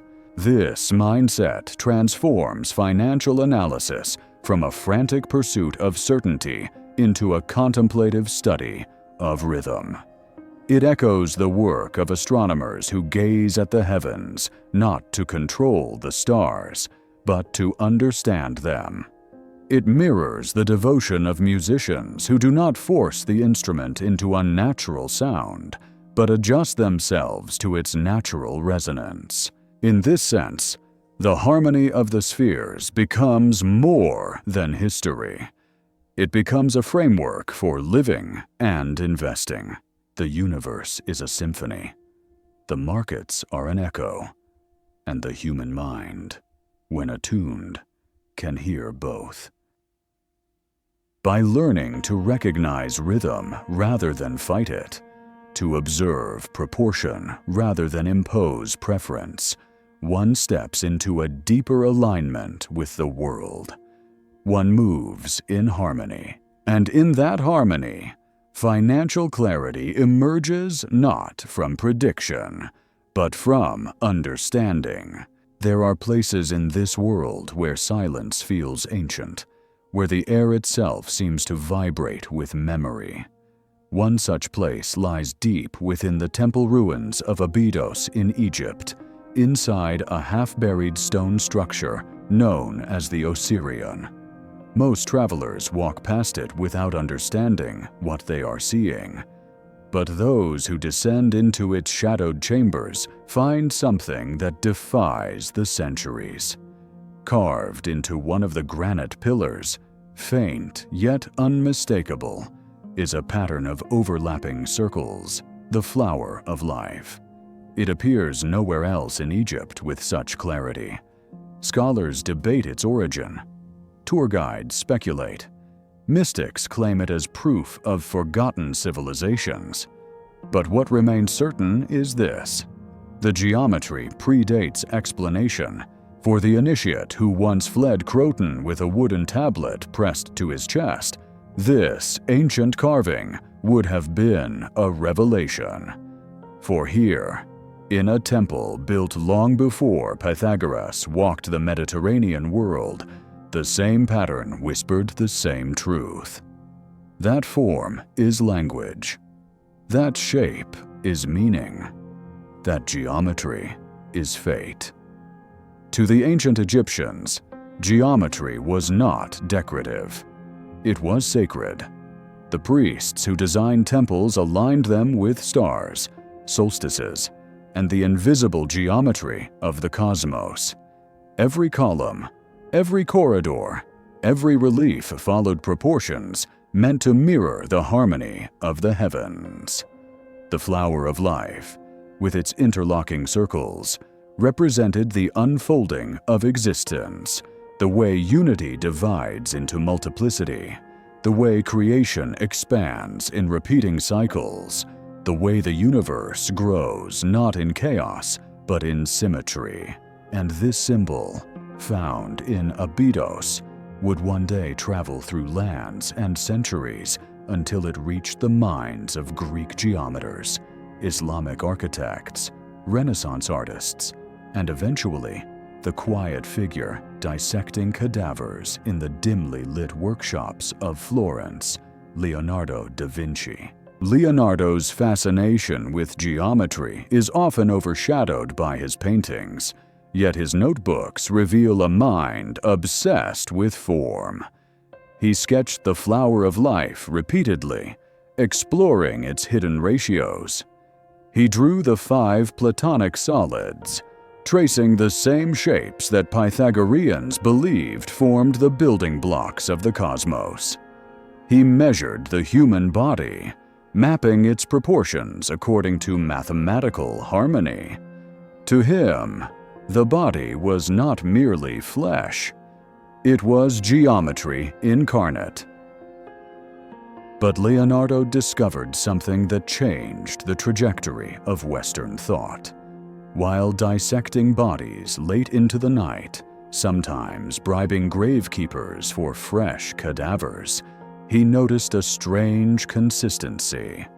The proportions that governed the human body also governed nature. The curve of a rib mirrored the curve of a seashell. The spiral of hair growth matched the spiral of galaxies. The branching of veins reflected the branching of rivers. Even the distribution of muscles followed ratios that appeared in plants, storms, and star formation. This was more than coincidence. It was pattern. It was structure.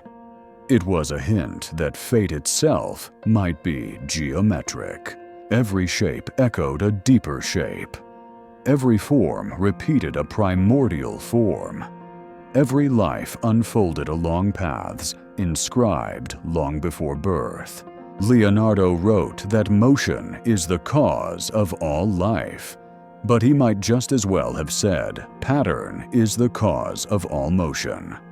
For he saw what mystics across civilizations had sensed, that the world does not simply happen. It unfolds. Geometry is not a tool humans invented. It is the architecture of reality. It is the silent skeleton behind existence. This brings us to the philosophy at the heart of this chapter. Geometry is destiny.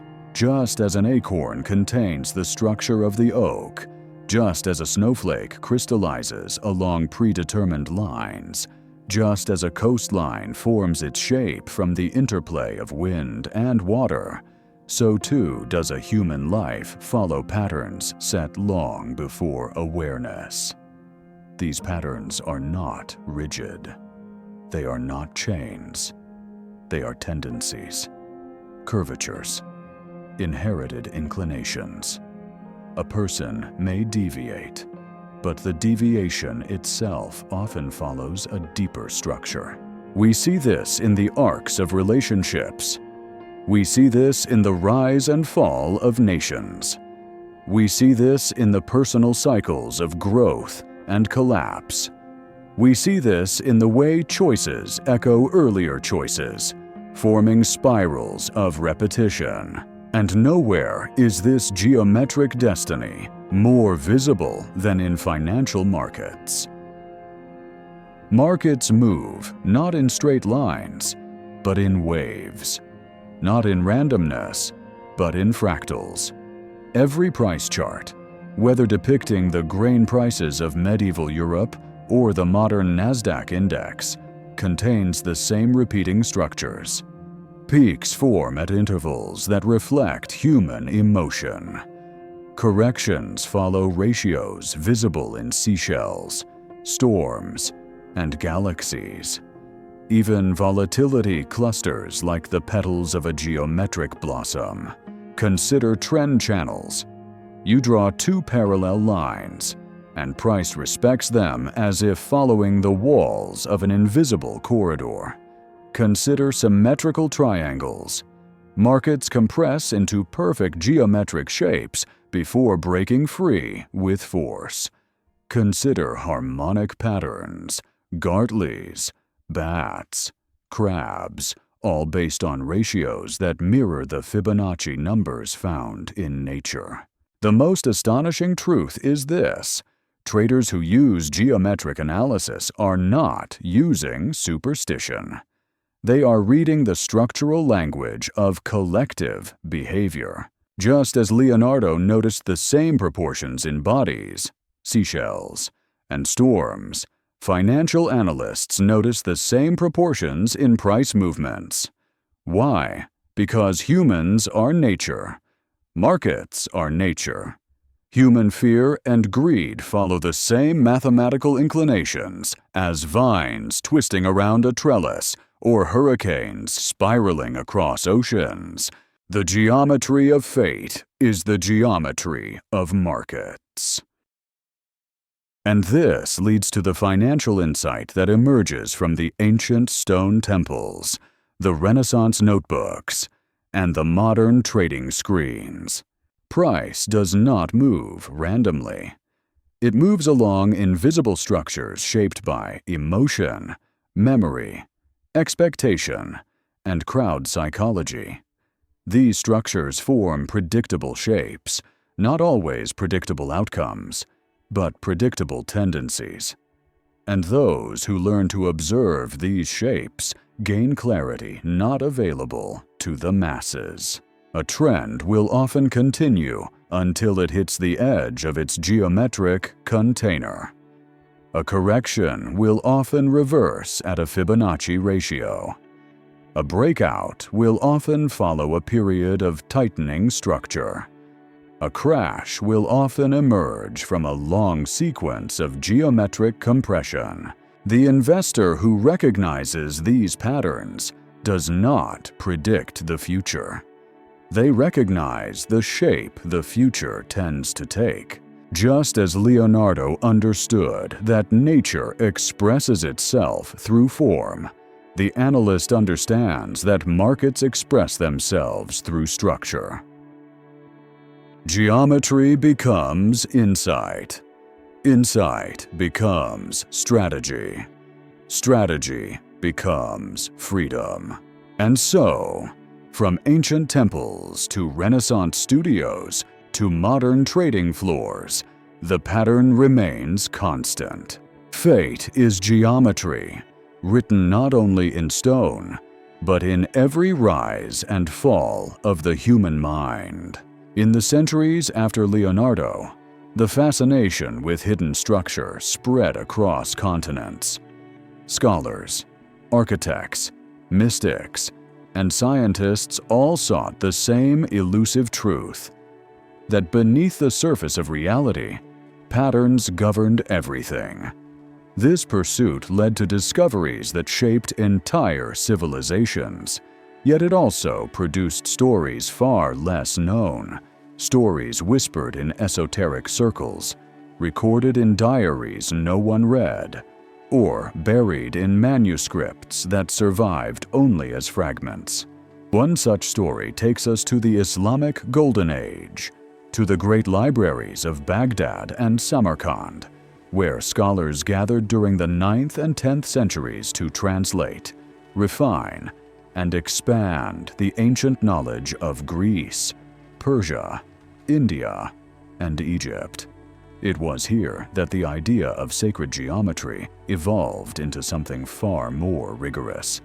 Mathematicians like Al-Khwarizmi, Thabit ibn Qurra, and Omar Khayyam did not merely admire geometric shapes. They studied their transformations, their symmetries, their hidden laws. Omar Khayyam, known in the West primarily as a poet, was in truth one of the world's first masters of mathematical destiny. He examined the intersections of curves, parabolas, hyperbolas, circles, as though they were the interwoven paths of human fate. In his treatise on cubic equations, Khayyam demonstrated that algebraic problems could be solved through geometric methods. Two seemingly unrelated realms, numbers and shapes, intersected in predictable ways. This was not only mathematics, it was metaphor. It suggested that abstract forces shaped the visible world, just as invisible choices shaped the trajectory of a life. Khwarizmi, whose name gives us the word algorithm, believed that mathematics could guide society itself. He developed algebra not as a tool for merchants, but as a way to understand proportional fairness in inheritance laws, taxes, and debt. He saw society's structure as geometric, shaped by balance and imbalance, symmetry and distortion. These scholars inherited the Pythagorean instinct for harmony, but transformed it into a science of precision. They saw geometry not as divine decoration, but as the map of the unseen. And yet, even in their scientific rigor, they preserved an ancient belief that geometry reveals destiny. Consider the intricate mosaics of Islamic architecture: the Alhambra in Granada, the Blue Mosque in Istanbul, the madrasas of Samarkand. Their walls explode with geometric patterns, stars, polygons, tessellations that repeat with hypnotic symmetry. These designs were not arbitrary beauty. They were visual expressions of infinity. Repeating shapes represented the unfolding of creation. Unbroken patterns represented the flow of divine order through the material world. The architects believed that by surrounding themselves with geometry, the mind aligned itself with truth. The same idea resurfaced in medieval cathedrals. Gothic builders encoded sacred ratios into stone archways, stained glass windows, and nave proportions. To them, light itself could be shaped by geometry. A beam entering through a rose window carried symbolic meaning. It represented divine truth passing through the order of creation, just as fate passed through the structure of the cosmos before reaching human lives. But for many centuries, one of the most mysterious geometric insights came not from architecture or astronomy, but from a manuscript discovered in the 17th century, the Codex Turinensis. It was a small, unassuming document containing diagrams that resembled spiderwebs or shattered mirrors. Scholars puzzled over it for decades. Only in the 20th century did mathematicians realize what they were seeing: early forms of bifurcation diagrams, mathematical representations of how systems split into new paths when pushed beyond equilibrium. In other words, geometry predicting chaos. This was fate drawn as a branching pattern, a map of choices and consequences, a visual representation of how small changes lead to vastly different outcomes. It was the same insight that would later inspire chaos theory, the discovery that deterministic systems can appear random when their structure becomes too sensitive. But chaos theory did not kill the idea of geometric destiny. It refined it.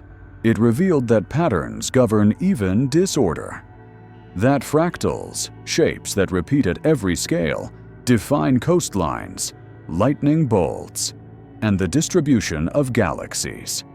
The boundaries between order and chaos were not jagged and irregular. They were geometric, intricate, symmetric in their asymmetry. This realization shook the foundations of science, for it meant that fate was not a straight line. Fate was a fractal, a path shaped by sensitivity, repetition, amplification, and collapse. And once again, these insights lead us directly toward the world of finance. Think of fractals, repeating patterns visible at every scale. Think of bifurcations, moments when a system shifts to a new regime. Think of chaos, apparent randomness masking underlying structure. Financial markets contain all three. A trader staring at a 1-minute chart and an economist studying a 1-year chart are looking at the same patterns in different magnifications. Price swings repeat like fractal spirals. Trends break when volatility reaches critical thresholds, just as mathematical systems bifurcate. Crashes emerge from feedback loops, panic amplifying panic, mirroring the very equations used to describe turbulence in weather systems. What appears random is structured. What appears chaotic is patterned. What appears unpredictable follows geometric rules. But the most important revelation is this: markets do not follow lines. They follow shapes. They follow arcs, waves, spirals, and clusters. They expand and contract like lungs. They coil and strike like springs. They form support and resistance zones that behave like the walls of geometric corridors. The analyst who recognizes these structures is not fortune-telling. They are reading the architecture of human behavior. This is why trend channels hold so often, why consolidation zones form rectangles, why breakouts follow tightening triangles, Why reversals emerge at symmetrical pivot points. The geometry of fate describes not deterministic outcomes, but structural tendencies. A system, whether a life, a nation, or a market, tends to move along paths set by its prior movements. It tends to revisit previous levels. It tends to oscillate around equilibrium. It tends to break when pressure builds beyond stability. These tendencies are not guesses. They are geometric principles visible everywhere, from rivers to empires. This brings us to the personal philosophical core of this chapter. You cannot change your fate until you recognize its geometry. Most people repeat the same emotional patterns without seeing their structure. They follow the same curve of desire and regret, the same cycle of impulsive buying followed by fearful selling, the same loop of optimism and disillusionment. They do not fail because they are unlucky. They fail because they are unaware of the geometry shaping their behavior. Once you see the structure, you can alter your trajectory. Once you recognize your repeating patterns, you can break them. Once you understand the geometry of your decisions, you can reshape your fate. This is why the greatest investors are not simply analysts of markets. They are analysts of themselves. They know their tendencies. They map their emotional spirals. They learn where their internal geometry breaks and where it holds. For geometry is not just fate. Geometry is self-awareness. Geometry is the pattern behind every win and every loss. There are moments in history when a single insight cracks open the hidden architecture of the world. In the 19th century, such a moment arrived through a man whose name seldom appears in textbooks outside mathematical circles, Bernhard Riemann. A quiet, introverted German, prone to anxiety and long walks through forested paths, Riemann possessed a mind tuned to the curvature of reality itself. In 1854, he presented a lecture that redefined geometry, not as the rigid structure of Euclid, but as a flexible fabric capable of bending, stretching, and twisting.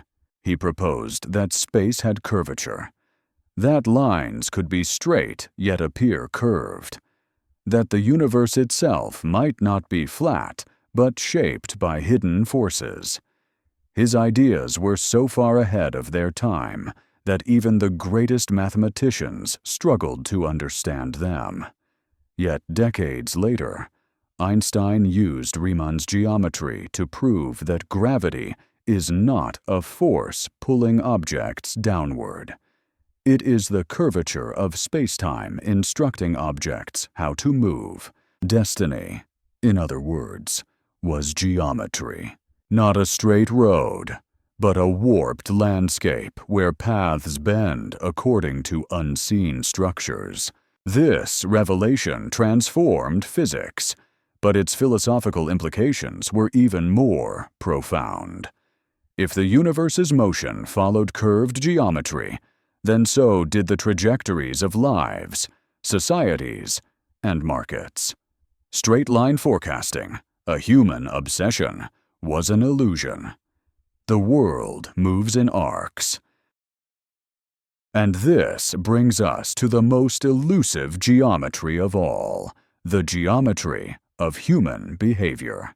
In the 20th century, Benoit Mandelbrot, a Polish-born mathematician who survived war, exile, and upheaval, noticed a hidden truth that echoed the discoveries of Leonardo, Khayyam, Riemann, and the ancients. Mandelbrot studied patterns that others dismissed as noise. He watched cotton prices spike and collapse over decades. He analyzed rainfall, storm intensity, coastline lengths. He stared at data until the chaos began to reveal itself. What he found was astonishing. Chaos has structure. Disorder has shape. Volatility has a geometry. Mandelbrot discovered fractals, patterns that repeat at every scale. Coastlines look similar whether viewed from a plane or a pebble on the shore. Trees branch in the same proportions from trunk to twig. Clouds billow in repeating textures from horizon to horizon. And in one of the greatest shocks to modern finance, Mandelbrot discovered that price movements in markets followed these same fractal structures. Markets were not smooth. They were jagged, not linear, complex, not predictable in the traditional sense, but patterned. Every spike in a chart resembled a smaller spike. Every crash echoed earlier crashes. Every bull market contained miniature bull markets nested inside it. Traders believed they were observing new conditions, but they were merely witnessing the same geometric tendencies repeating across different scales. This concept shook the foundations of economics.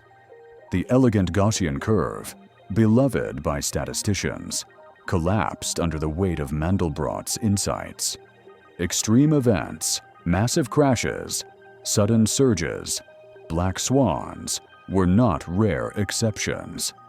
They were inherent features of the system. They were part of the geometry. Once again, fate was pattern. Fate was proportion. Fate was structure. This convergence of ancient geometry and modern fractal theory brings us to the philosophical heart of the chapter. Your life follows a geometry you often do not see.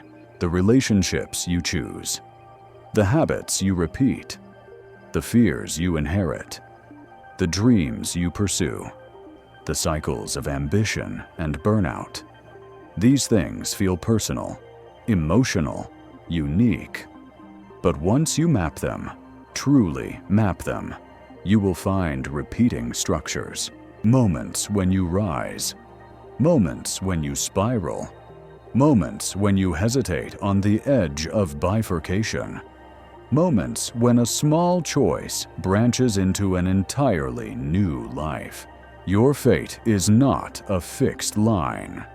It is a dynamic structure, fractal in nature. Patterns repeat until you learn to break them. Some people spend years reliving the same emotional cycles because they do not recognize their own geometry. They follow familiar arcs of conflict in their relationships. They repeat financial mistakes that mirror patterns from a decade earlier. They oscillate between risk-taking and withdrawal. They rise in spirals of ambition, only to collapse in spirals of exhaustion. The geometry holds them until awareness frees them. This is where markets and personal destiny intertwine. For markets, too, are shaped by human tendencies. Investors repeat the same emotional spirals. Fear creates sharp collapses. Greed creates exaggerated peaks. Optimism leads to overextension. Panic leads to overcorrection. These cycles appear chaotic, but beneath them lie fractal structures, patterns that mirror the same emotional arcs found in the human psyche. This is why technical analysis works, not because charts contain mystical power, but because human behavior contains predictable geometry. Consider the following. When prices rise too rapidly, the geometry becomes unstable. A correction follows. When prices consolidate in symmetrical patterns, a breakout often emerges. When trends repeat across time frames, fractal patterns reveal psychological resonance. When volatility clusters, it signals shifts in collective mood. These are not coincidences. They are reflections of geometry unfolding through behavior. To understand markets, therefore, one must first understand the geometry of human emotion. And to understand oneself, one must recognize the shapes one repeats. Successful traders and investors share one secret trait: pattern literacy. They see structure where others see noise. They detect subtle shifts in geometry before the crowd reacts. They sense when the pattern is losing cohesion. They sense when a new structure, new fate, is forming. This is not clairvoyance. It is attunement. The same attunement that Leonardo felt while dissecting bodies, that Islamic architects felt while carving tessellations, that Riemann felt while imagining curved space, that Mandelbrot felt while watching cotton markets breathe in fractal cycles. The geometry of fate does not dictate your future. It reveals the tendencies shaping it. The moment you learn to see those tendencies, the moment you map your own repeating arcs, you step into a new form of agency.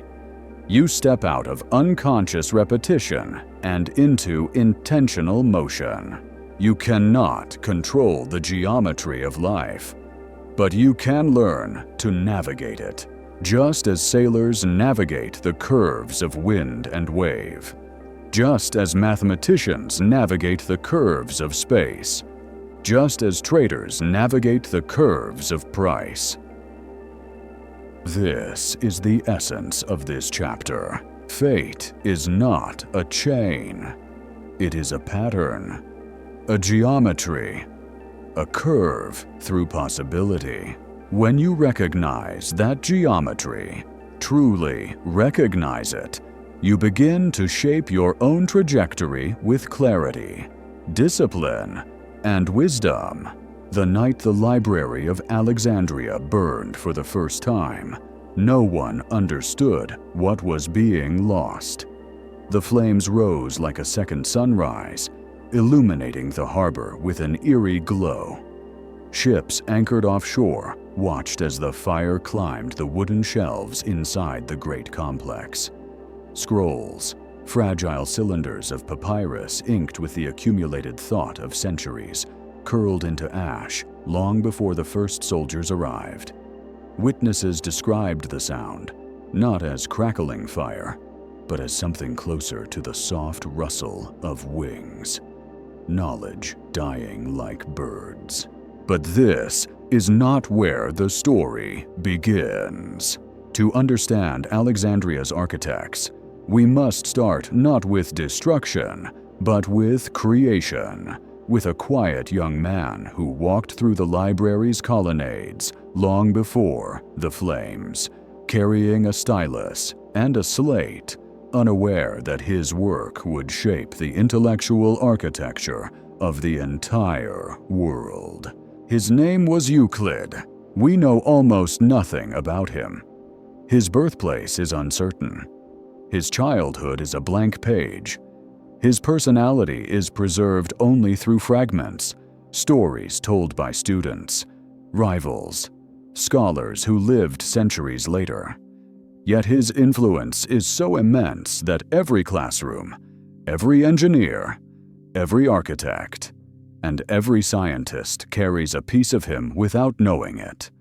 He was the first great system builder of the human mind.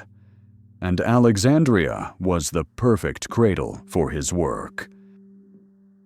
Imagine the city in its golden age, marble streets gleaming under relentless sun, marketplaces humming with traders from Cyprus, Phoenicia, Nubia, and India.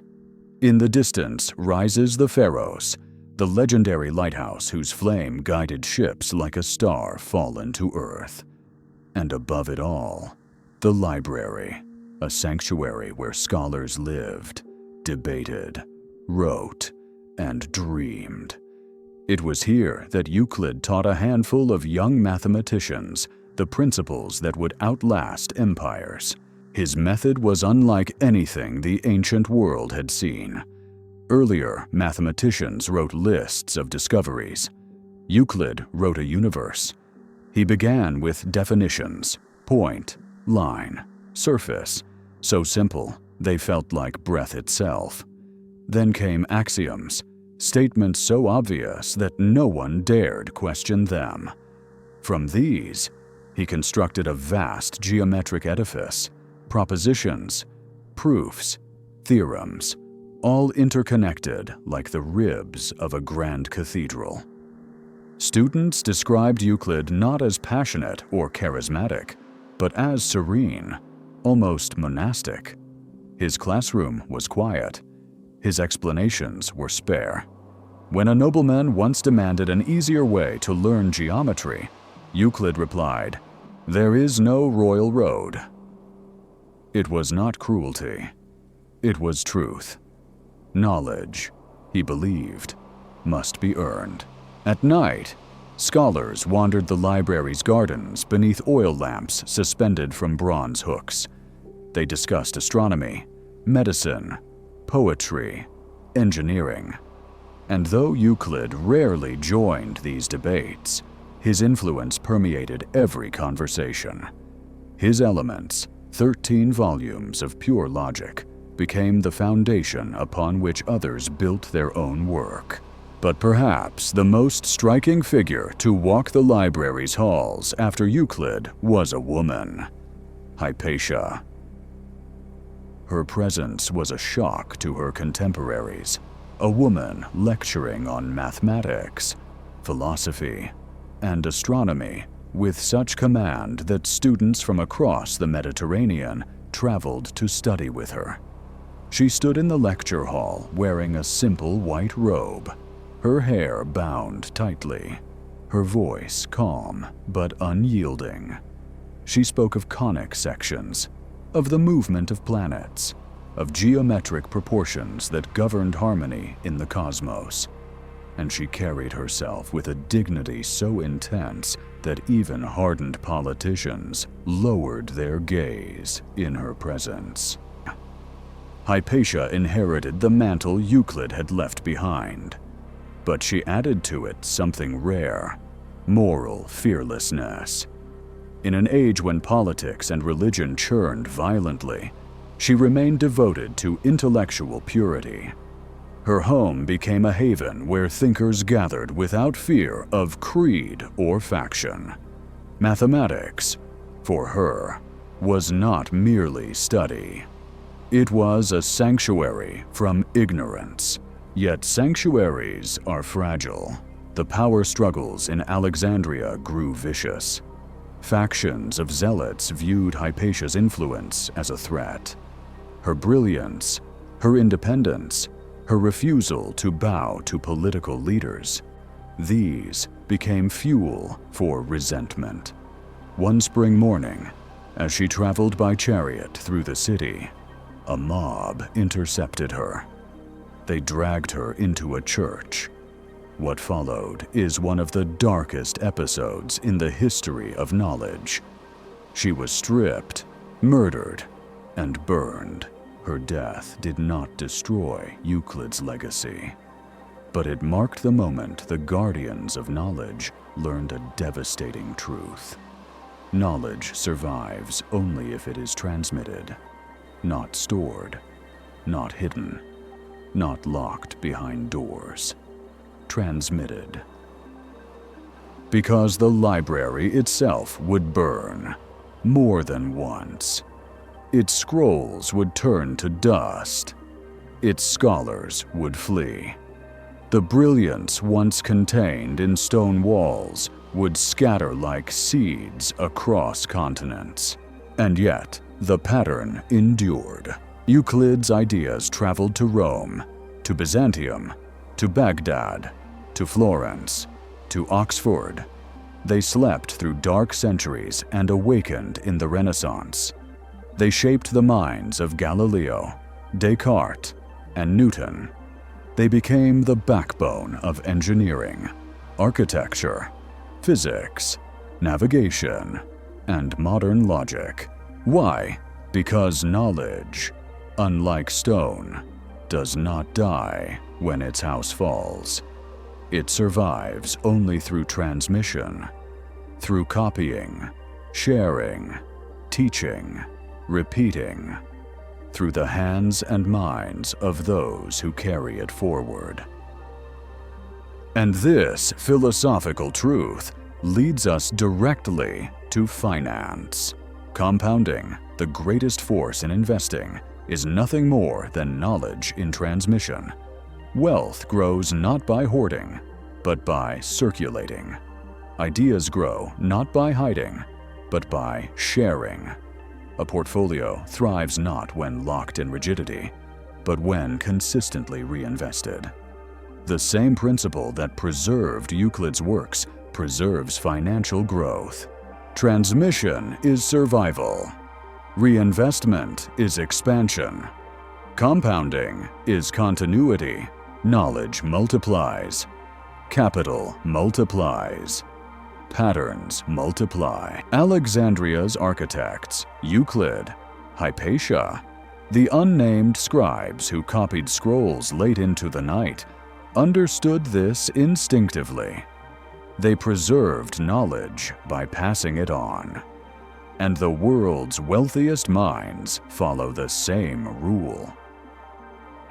The greatest fortunes in history were built not in single strokes of genius, but through steady, persistent, disciplined transmission of value across time. For centuries, scholars have romanticized the Library of Alexandria as a single grand building, a cathedral of scrolls, a palace of parchment.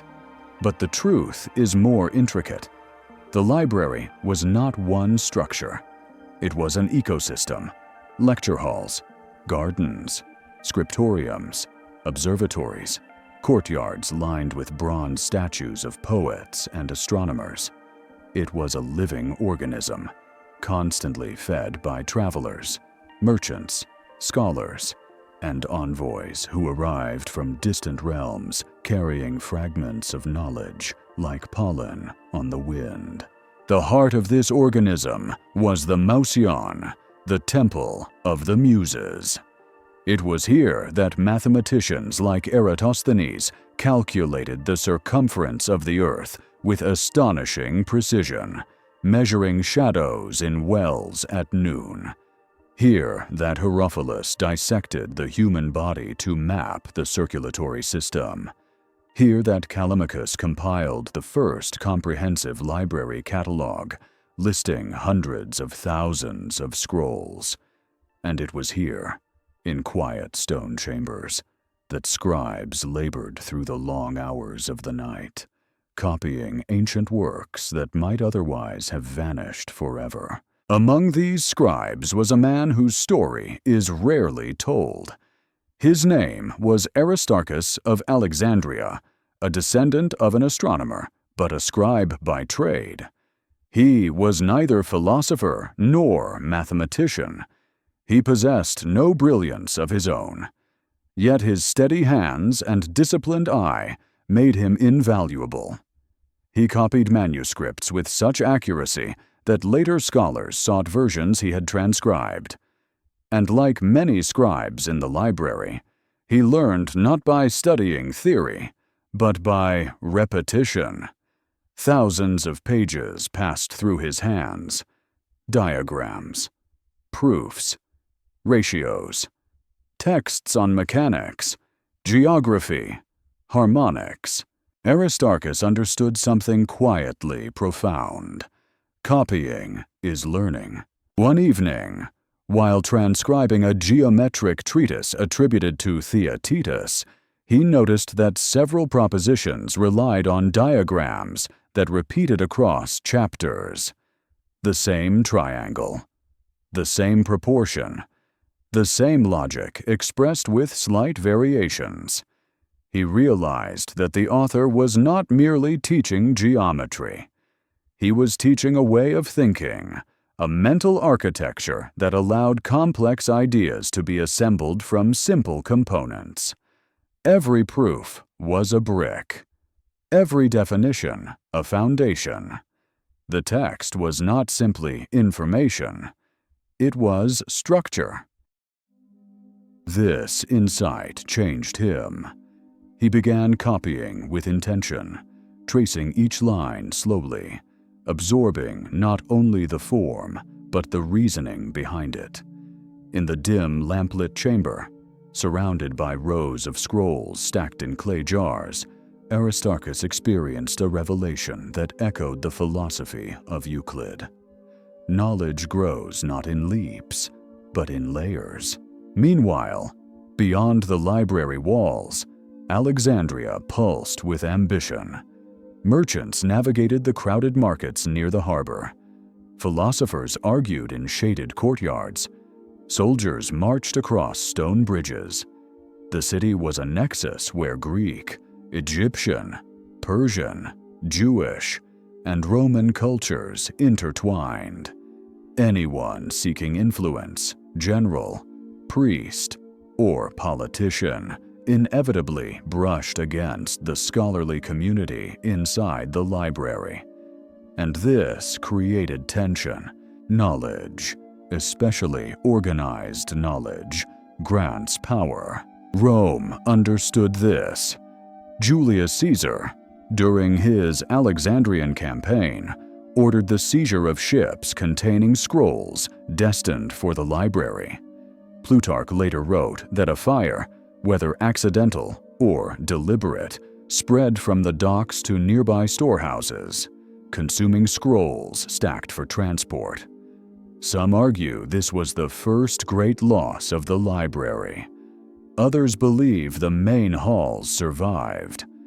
But what remains certain is that knowledge became collateral in a war for empire. The politics grew darker in the centuries that followed. After Hypatia's death, scholars fled. The scribes who remained continued copying scrolls in secret, storing them in smaller libraries across the city. Aristarchus, older now, slower in hand but sharp in memory, was among those who chose to stay. He worked from a modest annex near the Serapeum, far from the glory of the original library. Many of the works he copied during these years were later smuggled to Constantinople, where they seeded new schools of thought.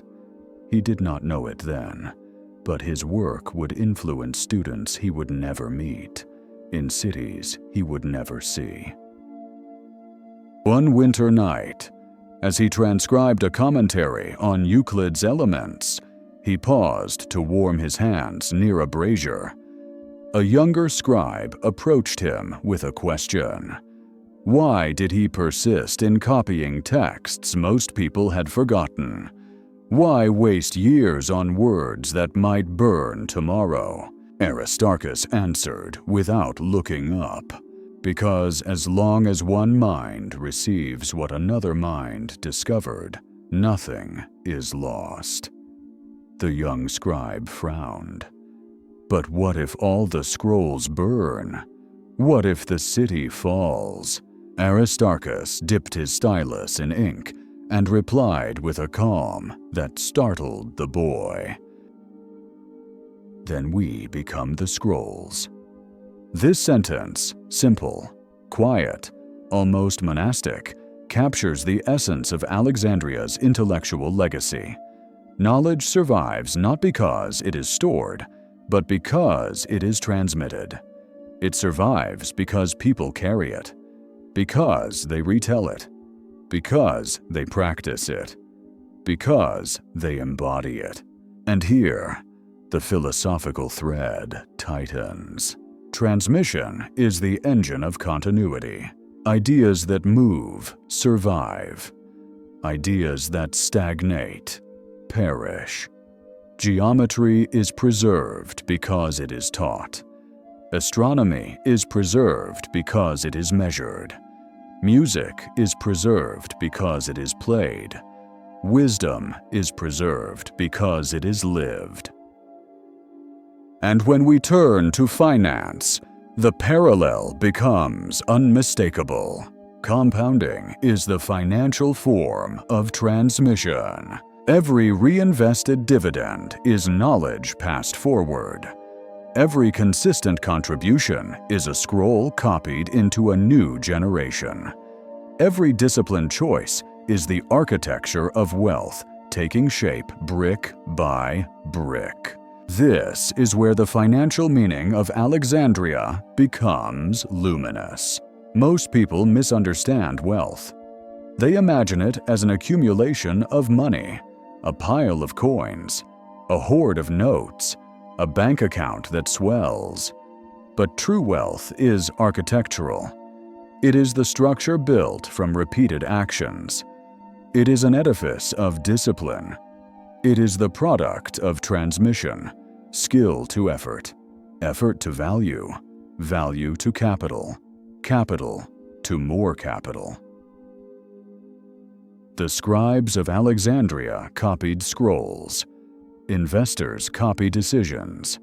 Both create continuity. What Euclid created was not a book.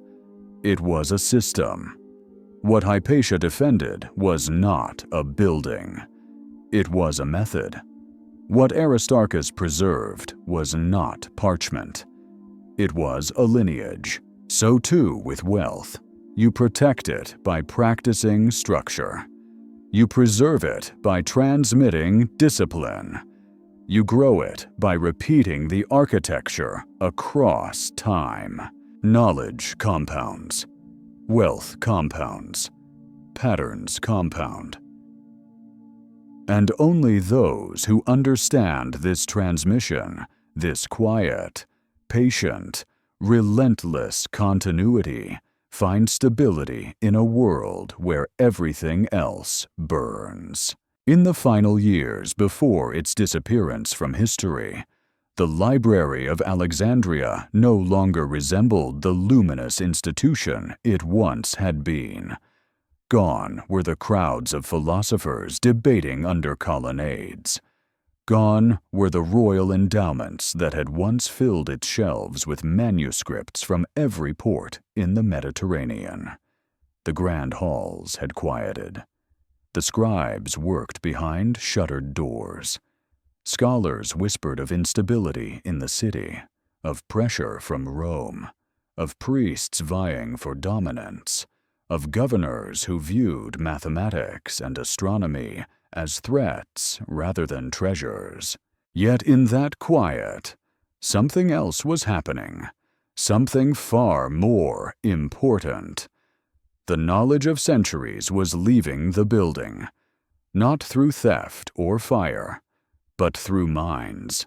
Students who studied under Hypatia carried her teachings to Athens, to Antioch, to the monastic schools of Cappadocia. Travelers who spent a single season in Alexandria brought Euclid's axioms back to their villages, sometimes inaccurately, sometimes incompletely, but always earnestly.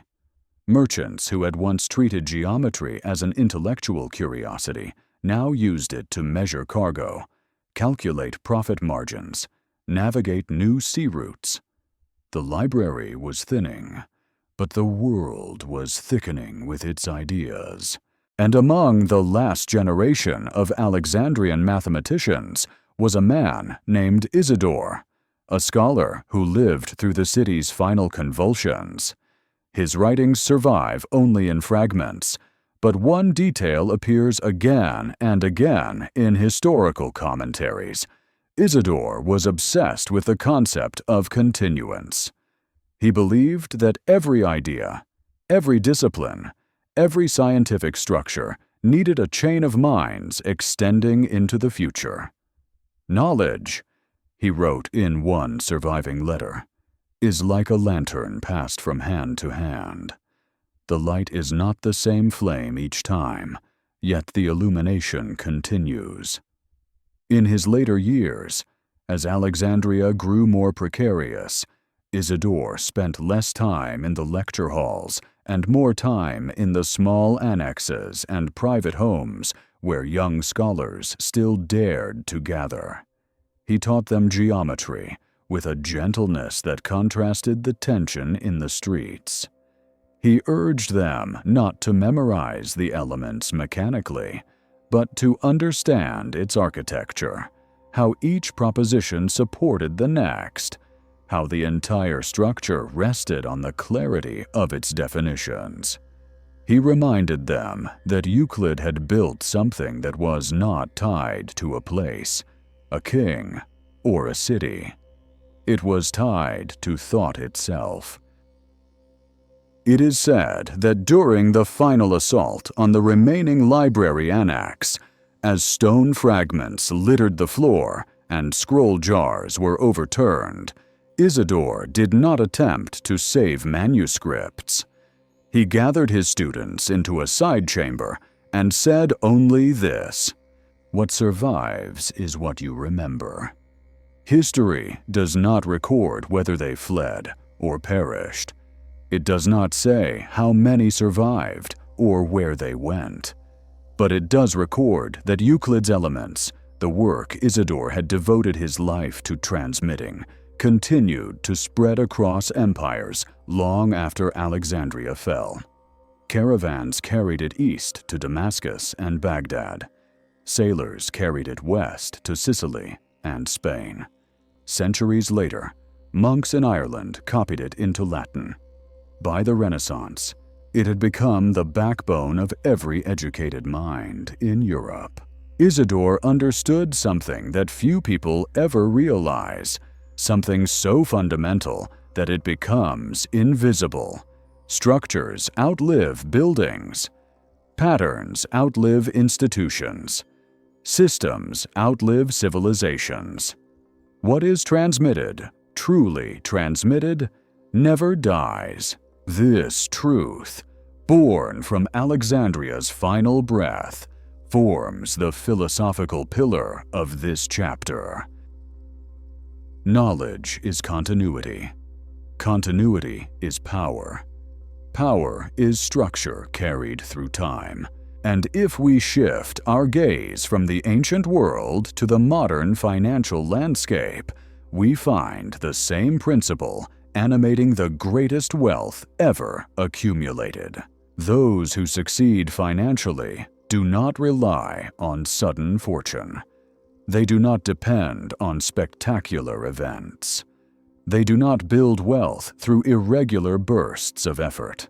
They rely on continuity. They build systems. They develop habits. They reinforce structure through repetition. They copy success into each new decision.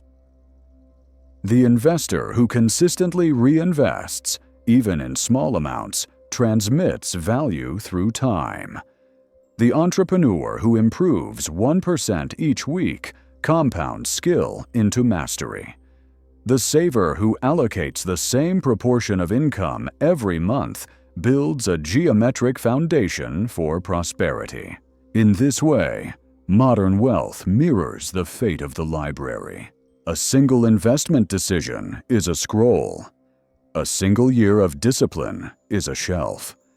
A decade of compounding is a library. Most people chase dramatic events, lotteries, sudden windfalls, bull runs. They forget that stability is born from practice, not from spectacle. The scribes of Alexandria rebuilt knowledge not through brilliance, but through repetition. Compounding functions in the same way: quiet, steady, relentless. If a single scribe had saved one scroll, we would have nothing. But hundreds saved little fragments, and those fragments became the seeds of scientific revolution. If you save once, it changes nothing.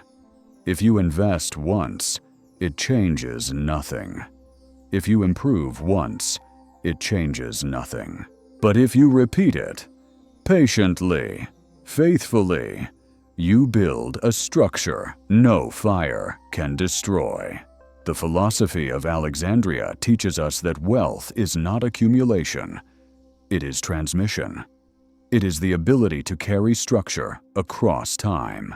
This is the true architecture of finance. You become Euclid when you establish a method. You become Hypatia when you defend it against chaos. You become Isidore when you transmit it into the future. And in doing so, you build something that outlasts you, something that withstands collapse, disorder, and even forgotten eras. Because wealth, like knowledge, belongs not to the moment, but to the pattern. There are structures in Europe so old and so vast that stepping inside them feels like stepping into the breath of another age. Cathedrals, Notre Dame, Chartres, Reims, Cologne rise not like buildings, but like frozen hymns. Their ceilings soar higher than the treetops of ancient forests. Their walls hum with echoes of prayers whispered across centuries. Their stones are worn smooth by the feet of millions, yet they remain immovable, as if rooted in the bedrock of the earth itself. Most visitors marvel at the stained glass, the statues, the sheer audacity of their scale. But few understand what they are truly standing inside. For beneath the carvings and candles, beneath the saints and spires, there lies a hidden code. A code older than Christianity. A code inherited from civilizations long disappeared. A code encoded not in language, but in geometry. The Gothic cathedrals are sacred structures built on mathematical laws, and the men who designed them, the master masons, were not simple stonecutters. They were engineers, geometers, mystics, and sometimes members of secret brotherhoods whose knowledge flowed from Egypt, from Babylon, from Greece, through Alexandria, through Rome, through the Crusades, until it re-emerged in medieval Europe, disguised as architecture. To witness the beginning of this story, we must step into the 12th century, into the courtyard of the Abbey of Saint-Denis near Paris. Here stood Abbot Suger, the visionary who would ignite the Gothic Revolution. Suger was not merely a religious leader. He was a student of light. He believed that through light, through color, through proportion, through geometry, a person could experience the divine on earth. He wrote that physical beauty lifts the soul from the material to the immaterial, a belief inherited from the Neoplatonists. When Suger redesigned the abbey, he instructed his builders to create windows so large and walls so light that daylight would feel like a liquid presence. But such architecture required new techniques, pointed arches, ribbed vaults, flying buttresses. These innovations were not guesses. They were calculations, ratios, precise solutions to the problem of balancing height with stability, illumination with weight. And at the heart of these calculations lay the golden ratio, the same proportion that governed the spirals of shells, the branchings of trees, and the designs the ancient Egyptians carved into their temples. The master masons encoded this ratio into everything: the width of the nave, the spacing of columns, the angles of vaults. They used compasses, not rulers, believing the circle to be the most sacred of all shapes. Every cathedral was built from a ground plan based on intersecting circles, squares, and triangles. The geometry was not decorative. It was structural, and more than structural, symbolic. Chartres Cathedral, perhaps the most enigmatic of them all, was constructed on a geometric grid whose proportions align with the movements of the sun.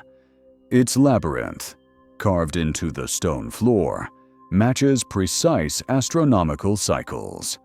Its rose windows follow the same rotational symmetry found in ancient diagrams of cosmic order.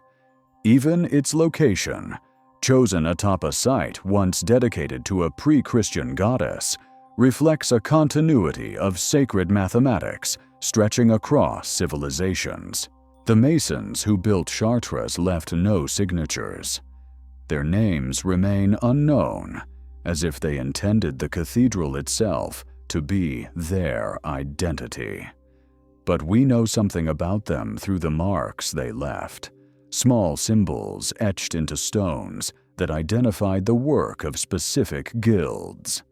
These marks appear in cathedrals across Europe, suggesting a network of masons who shared knowledge across borders. Historians still debate whether they belonged to actual secret societies.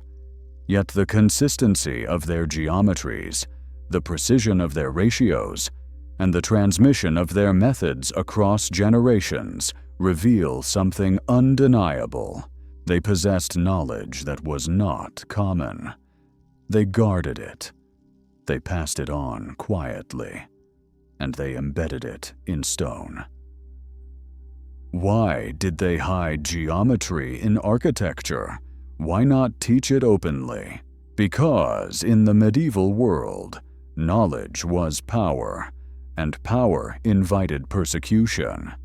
Many masons were illiterate in words but fluent in form.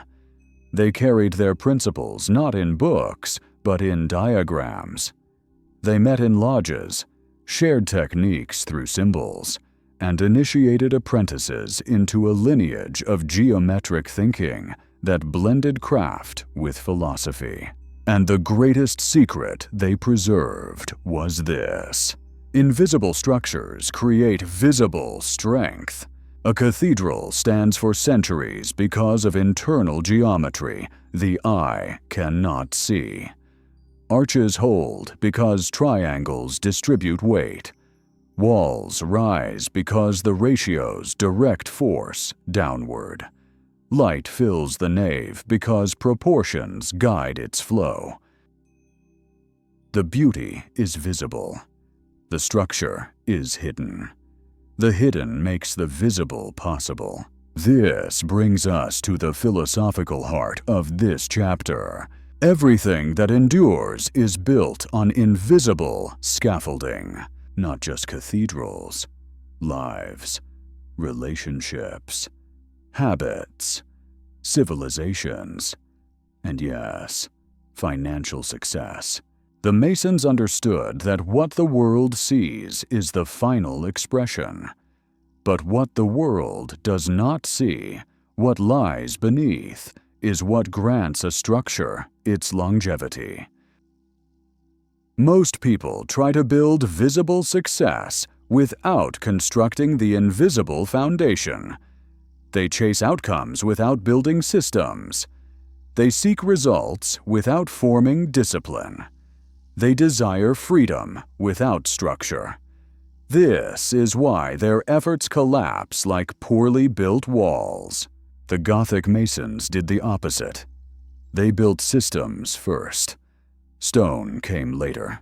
And here, the bridge to finance becomes unmistakably clear. Wealth is not built from external visibility.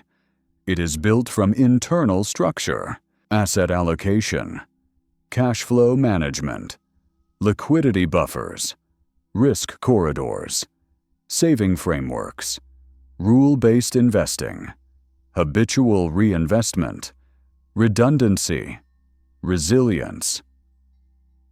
These are the invisible buttresses of financial architecture. Most people think in terms of income. The wealthy think in terms of structure. Most people focus on the appearance of prosperity. The wealthy focus on the geometry beneath it. Just as a cathedral cannot stand on inspiration alone, wealth cannot stand on luck, talent, or one-time windfalls. It stands on ratios. How much you save versus how much you earn. How much you risk versus how much you can withstand. How you allocate resources across time and uncertainty. In other words, your financial life is a cathedral under construction. And every choice you make is a stone. Every habit is a ribbed vault. Every discipline is a flying buttress holding your future stable. The secret of the Masons, the secret encoded in stone, symmetry, and silence, is that strength is not visible. It is structural. And when the internal scaffolding is sound, the external form becomes inevitable. In the centuries after Abbot Suger reimagined Saint-Denis, the Gothic style swept across Europe with a force that was both architectural and philosophical. Cities competed to build taller spires, wider naves, more intricate rose windows. But what few people realize is that the true revolution was not the height of the buildings, nor the brilliance of their stained glass. It was the quiet migration of knowledge hidden within their stones. Behind every cathedral stood not a single architect, but a lineage, a chain of master masons, each inheriting a body of mathematical wisdom refined across generations. Some of this wisdom came from Greek texts smuggled through Islamic Spain. Some from geometric diagrams carried by crusaders who returned from the Levant. Some from monastic scribes who preserved Euclid while the rest of Europe slept through the early Middle Ages. The Masons brought these fragments together, not in manuscripts, but in mortar.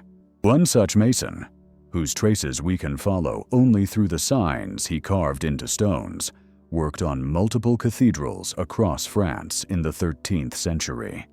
His identity is unknown. His name appears nowhere. Scholars refer to him simply as the Compass Master, because the symbol he left behind, a circle crossed by a single diagonal line, suggests not a signature, but an instrument. The Compass Master traveled between sites at a time when roads were dangerous and borders unpredictable. Yet records from guild archives indicate the same symbol appearing in Notre Dame, Chartres, and Amiens.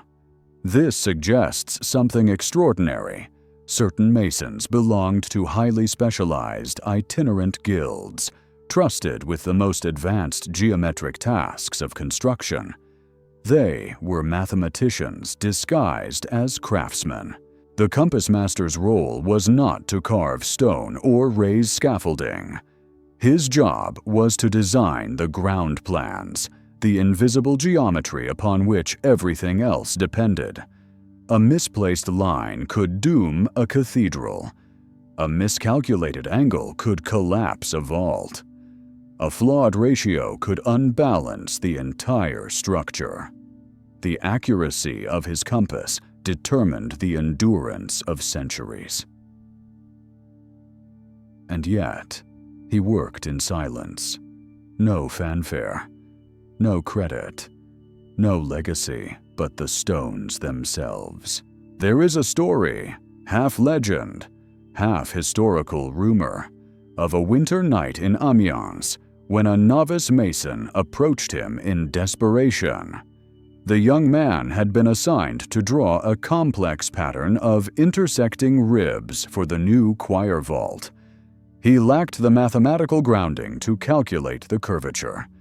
The Compass Master found him shivering near the unfinished chapel, hunched over a poorly sketched diagram that refused to align. Without a word, the master took the novice's compass and drew 3 overlapping circles, their intersections forming a triangle whose proportions revealed the missing curvature. The novice stared in confusion until the master placed the compass in his hand and guided him through the motion.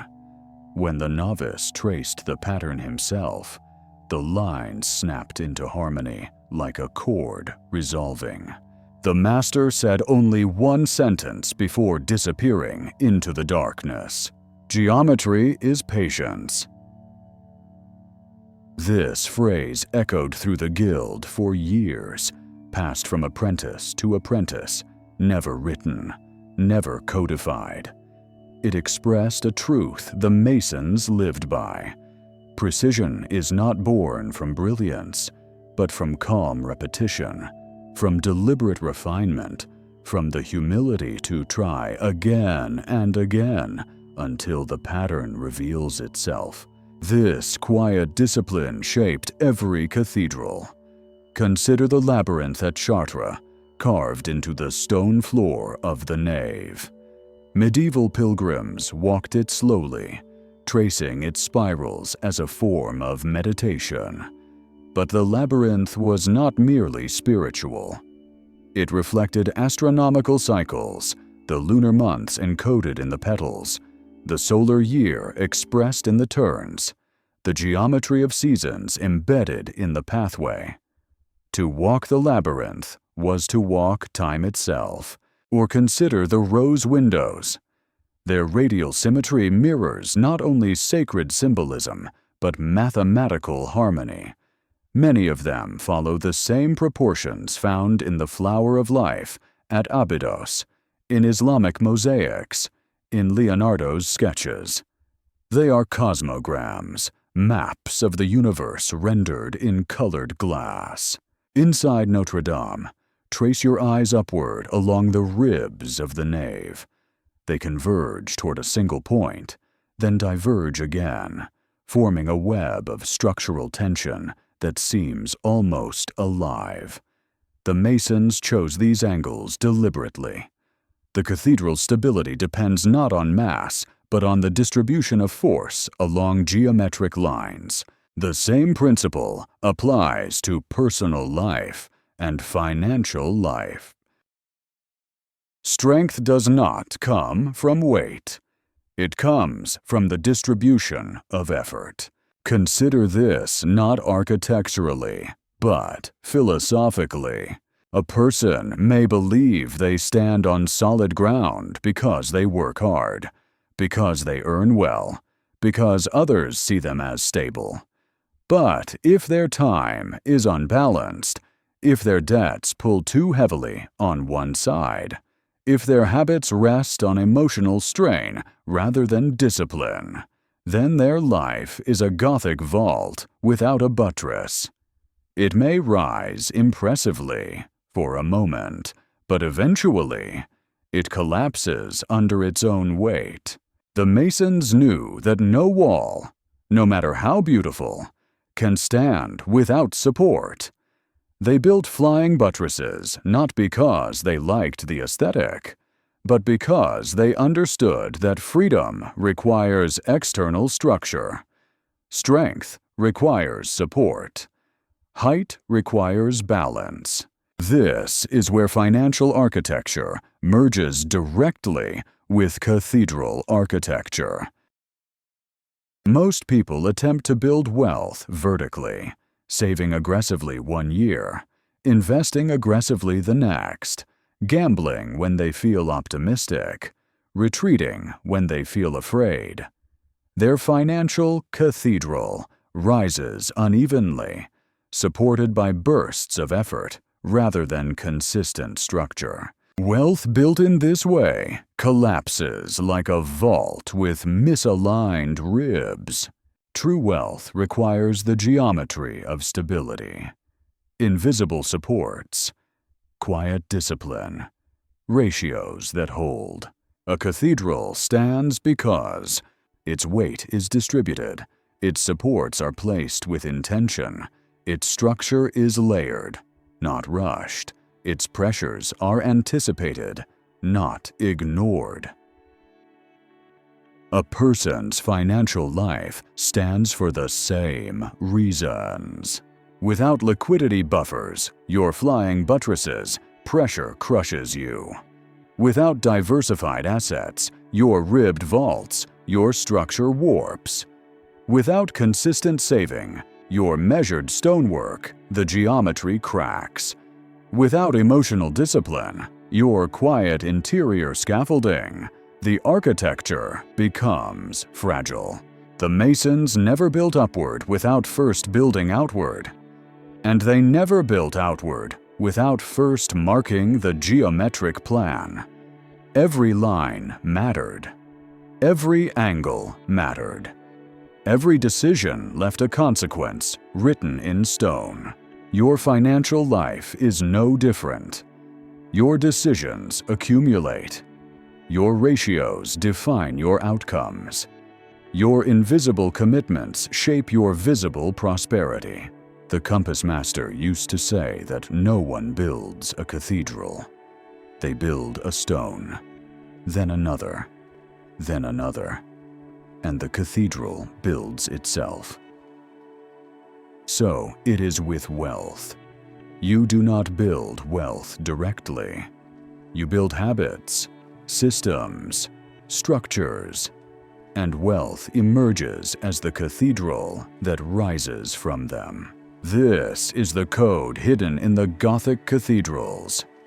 Not merely geometry, not merely craftsmanship, but the truth that all enduring things, ideas, buildings, fortunes, stand not because of ambition, but because of structure.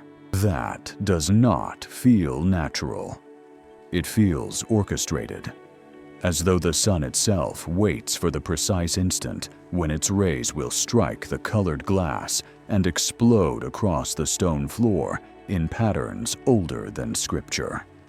The medieval masons designed for this moment.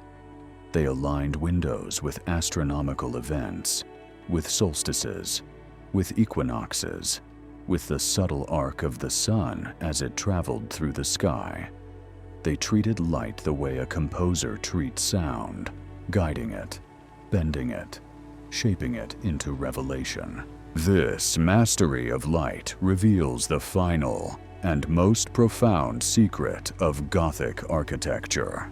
What you think is decoration is often calculation. What you think is accident is often alignment. What you think is beauty is often structure revealing itself. This truth becomes clearer when we examine one of the most enigmatic features found in many cathedrals, the vesica piscis, two intersecting circles forming a pointed oval. To the untrained eye, it looks like ornamentation, but to geometers, ancient, Islamic, and medieval, it is a primordial form. It represents the intersection of heaven and earth, the birth of proportion, the geometric womb from which harmony emerges. The vesica piscis dictates the proportions of entrances, the curvature of arches, the spacing of pillars. It is the silent engine behind Gothic beauty. And more importantly, it is a pattern that appears everywhere in nature, from the shape of cells dividing to the formation of galaxies. This pattern appears in financial markets as well, though few recognize it. When price converges toward equilibrium, when volatility compresses, when two forces intersect, fear and greed, supply and demand, the shape of the chart often resembles the vesica. Pressure narrowing, symmetry forming, energy building until it breaks in one direction. Once again, the geometry of cathedrals becomes the geometry of behavior. But let us return to the Middle Ages, to the world of the Masons, to the workshops filled with dust and the scent of pine scaffolding. There, a master mason trained apprentices not with lectures, but with a language of lines. He would hand an apprentice a flat board, draw a single circle, and say, "Everything you need is in this." The apprentice, confused, would trace the circle, then draw another. The intersection revealed a point. That point created a triangle. That triangle produced a square. The square unfolded into a hexagon. From this grew spirals, vaults, and arches. In time, the apprentice saw that every complex structure began from a simple act, placing the compass and drawing a circle with intention. This was the Mason's quiet philosophy. Complexity is born from clarity. Strength is born from simplicity. Mastery is born from repetition. And this brings us to the philosophical core of this chapter. The heart of the code hidden within the cathedrals. Build the invisible so the visible can endure. The Masons did not obsess over appearances. They obsessed over proportions. They obsessed over angles. They obsessed over forces no eye could see, but every wall could feel. They built with a respect for natural law, for gravity, for tension, for the way materials respond to pressure across centuries. This mindset is rare in the modern world. Most people build for the next year. The Masons built for the next 1,000. They did not rush. They did not gamble. They did not compromise. They built slowly, deliberately, letting each stone settle into conversation with the next. And those who build wealth must do the same. Let us now transition gently from stone to philosophy, and from philosophy to finance. Most financial failures occur not because a person lacks intelligence, opportunity, or discipline, but because they ignore the invisible forces holding their life together. They build with optimism, but not with structure. They chase returns, but not ratios. They pursue freedom, but not foundation. This leads to fragility, to collapses that seem sudden, but were structural all along, to financial stress that feels emotional, but is architectural in origin.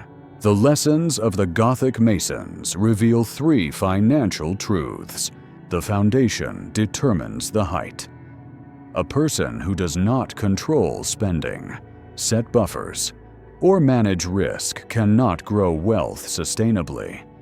Just as no cathedral rises from weak soil, no fortune rises from weak habits. Symmetry creates stability.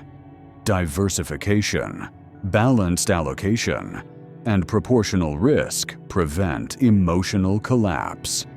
Just as symmetrical vaults redistribute weight, symmetrical portfolios redistribute volatility. Compression precedes breakout. Periods of consolidation, whether in markets or personal finances, are not stagnation. They are preparation. Just as a ribbed vault tightens before expanding, wealth often grows after long periods of disciplined restraint. These principles are not financial advice. They are natural law expressed through human systems. Just as the Vesica Piscis shapes the arch, human psychology shapes markets. Just as the golden ratio shapes the nave, proportional discipline shapes investment outcomes. Just as flying buttresses counter forces that would topple walls, risk management counters forces that would topple portfolios. Through this lens, wealth becomes less about tactics and more about architecture. You do not simply earn money. You arrange it. You shape it. You direct it. You allow structure to transform effort into endurance. This is the hidden code in the cathedrals. Build the unseen with devotion, and the seen will take care of itself. The Masons built cathedrals not with hope, but with geometry. You must build wealth not with wishes, but with structure. Their cathedrals still stand. Your wealth, if built in the same spirit, will stand as well.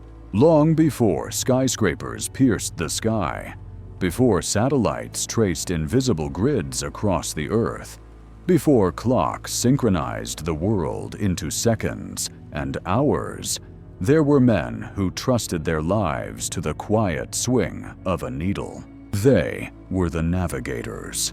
In the centuries when oceans were monsters and coastlines were mysteries, these men stood on the decks of wooden ships with nothing but stars, maps, and instinct to guide them. The sea was not merely a frontier. It was an abyss, one that swallowed thousands of ships and erased entire crews without leaving a single ripple behind. Yet something remarkable happened during the 12th and 13th centuries. Ship captains began using an instrument that seemed almost magical in its reliability. A small iron needle, lodged in a wooden box, floating or pivoting on a pin, always pointing north, always returning to its direction no matter how the ship rolled or how the storms screamed. The magnetic compass. If the Gothic Masons built cathedrals on land, the Navigators built invisible cathedrals across the sea, vast geometric webs of direction, distance, and calculation that allowed humanity to explore a world it had not yet mapped. The compass was their oracle. But behind its simplicity lay a story more dramatic than any legend carved in stone. To understand this story, we must travel not to Europe, but to China, specifically to the Song dynasty, where the earliest known navigational compasses were used by sailors long before the West learned of them. These early compasses were not needles, but spoons made of lodestone, balanced on polished bronze plates. The spoon rotated freely until its handle pointed south. Chinese mariners considered it a gift from the earth itself, a way for nature to whisper direction into human hands. When the compass finally reached the Mediterranean through trade routes and translated manuscripts, European navigators were stunned. For the first time in history, direction could be measured independent of stars. No clouded sky, no moonless night, no storm-churned horizon could steal orientation from the mariner. This transformed everything. Journeys once limited to hugging coastlines now stretched into open water. Islands once rumored became reachable. Continents once imagined became real. But the compass alone was not enough. To navigate the swelling oceans, sailors needed geometry. Not the Euclidean geometry of Euclid's pristine diagrams, but a rough, wind-battered, constantly shifting geometry based on angles, bearings, currents, and the Earth's curvature. Navigation was not theory. It was survival. This brings us to a navigator whose story captures both the genius and the peril of this new world. Prince Henry of Portugal, known as Henry the Navigator. Despite the name, Henry did not command ships personally. His genius was strategic. He built a school at Sagres, a place where mathematicians, cartographers, astronomers, and sailors collaborated to solve the puzzle of the seas. There, They redesigned the compass housing to be more stable in rough water. They refined the astrolabe to measure latitude even when the ship pitched violently. They experimented with new kinds of sails that allowed vessels to tack against the wind.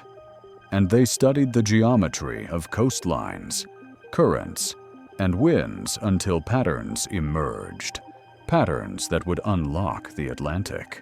Out of this crucible came the first systematic understanding of navigation, charts, bearings, rhumb lines, and at the center of every expedition stood a navigator hunched over a chart table, holding a compass over a map whose edges dissolved into blankness.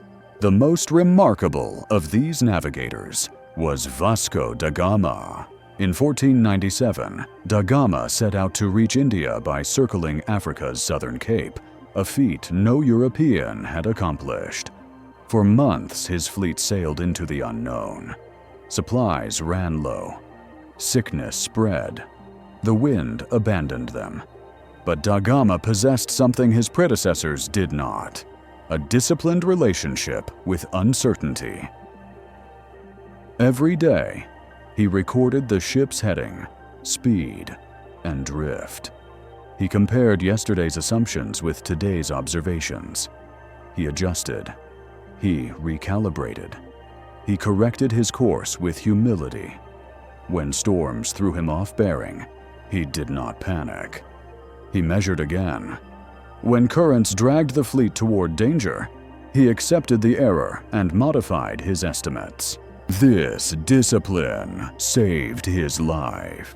When the fleet finally reached the Cape of Good Hope, a place so violent that sailors believed it was where the world ended, da Gama faced tempests that could lift a ship like a toy and shatter it against the waves. He survived because he trusted the geometry. Even when visibility dropped to nothing, even when sailors wept on the deck, da Gama kept his hand on the compass.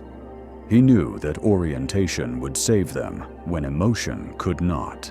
His arrival in India changed world history, for better and for worse. But what concerns us here is not the political legacy. It is the internal discipline that made the voyage possible. Navigation is the art of finding direction when overwhelmed by uncertainty. And this brings us to the philosophical heart of this chapter. Direction is destiny. Without direction, even strength becomes chaos. Without orientation, skill becomes noise. Without a compass, internal or external, a person drifts. Most people live like ships without bearings. They drift from impulse to impulse. They shift their goals with the tides of emotion. They abandon their plans whenever clouds appear. They fear turbulence. They flee storms. They expect the sea to be calm. But the navigators knew that calm seas teach nothing. Storms teach everything. A compass does not remove chaos. It provides orientation within chaos. And this is where the chapter transitions naturally and powerfully into finance. Results in investing do not emerge from prediction. They emerge from orientation. A compass is not a forecast. It is a reference, a North Star in a world of noise.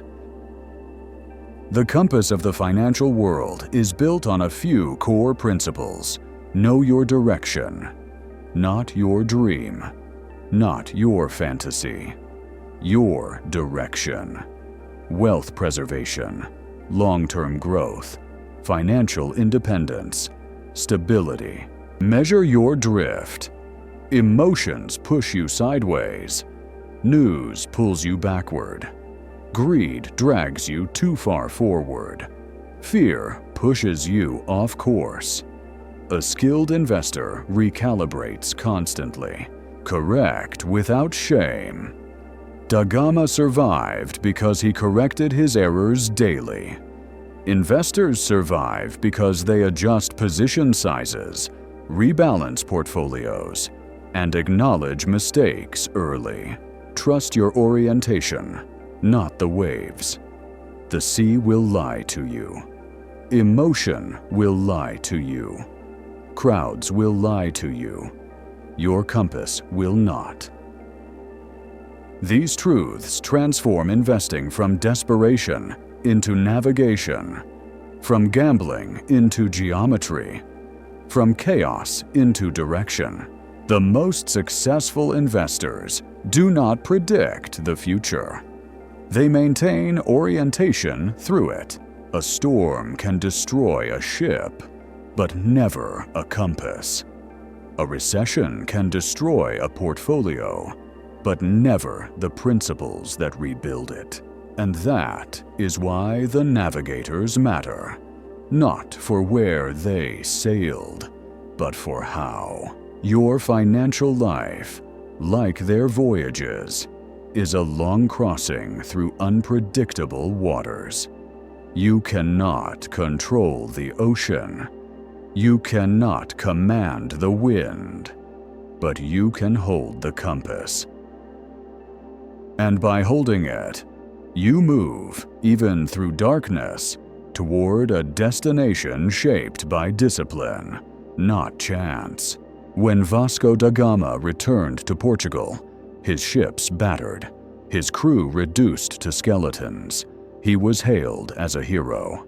Yet those who celebrated his triumph misunderstood the true genius behind the journey. They praised courage, but courage alone would have drowned him. They praised ambition, but ambition alone would have driven him into storms he could not survive. The true force that carried him across uncharted waters was something quieter, something more enduring. The discipline of orientation. For the navigators who followed, Cabral, Magellan, Drake, Elcano, this discipline became a creed. They inherited da Gama's methods but added their own refinements.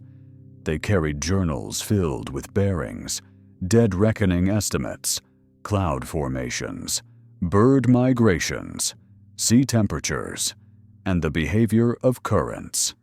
Their maps were never perfect, but each expedition made them slightly less wrong.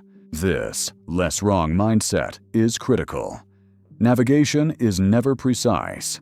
It is iterative. A navigator moves forward not by certainty, but by correction.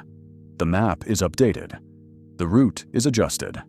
The drift is measured, acknowledged, and brought back into alignment. This was not a weakness.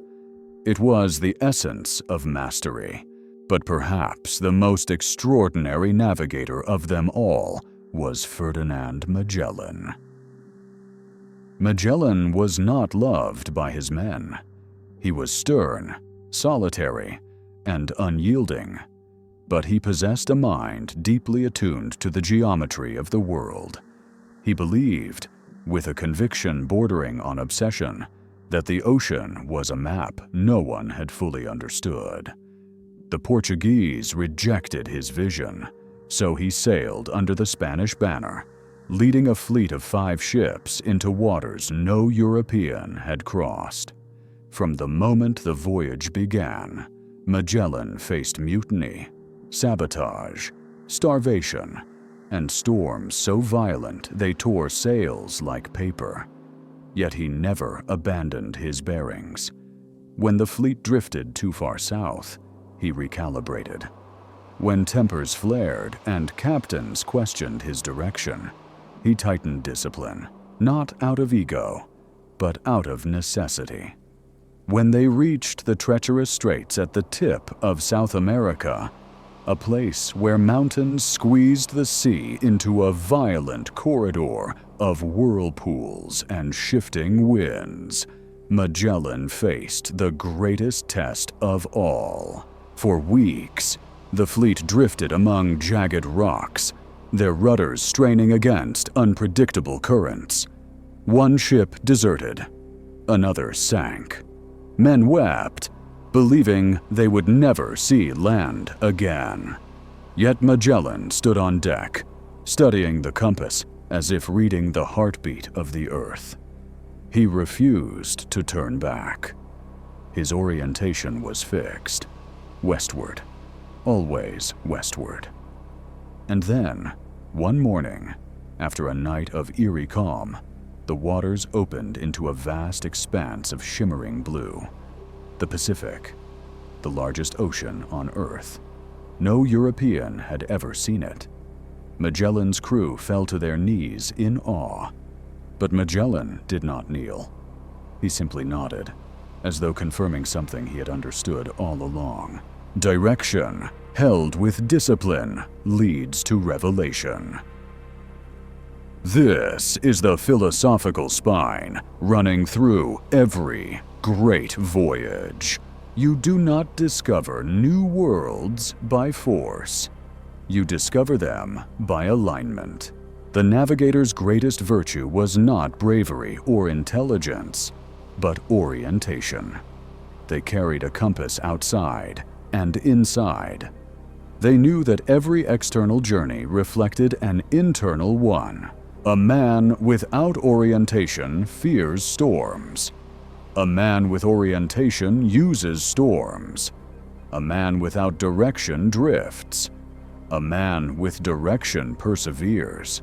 And this truth extends far beyond the sea. It applies to identity, to purpose, to relationships, to craft, to wealth. Orientation is not ambition. Ambition burns. Orientation endures. Ambition is desire without direction. Orientation is direction without desperation. This brings us to the deeper spiritual principle hidden inside navigation. A person becomes lost not when they lack information, but when they lack alignment. Many people today live as if tossed by waves, chasing trends, reacting to news, pulled by emotions, drifting from task to task, belief to belief, goal to goal. They confuse movement with progress. They mistake urgency for purpose. They hold no internal compass, so the world's noise becomes their navigator. The navigators knew better. And if we now turn toward finance, the parallel becomes stark.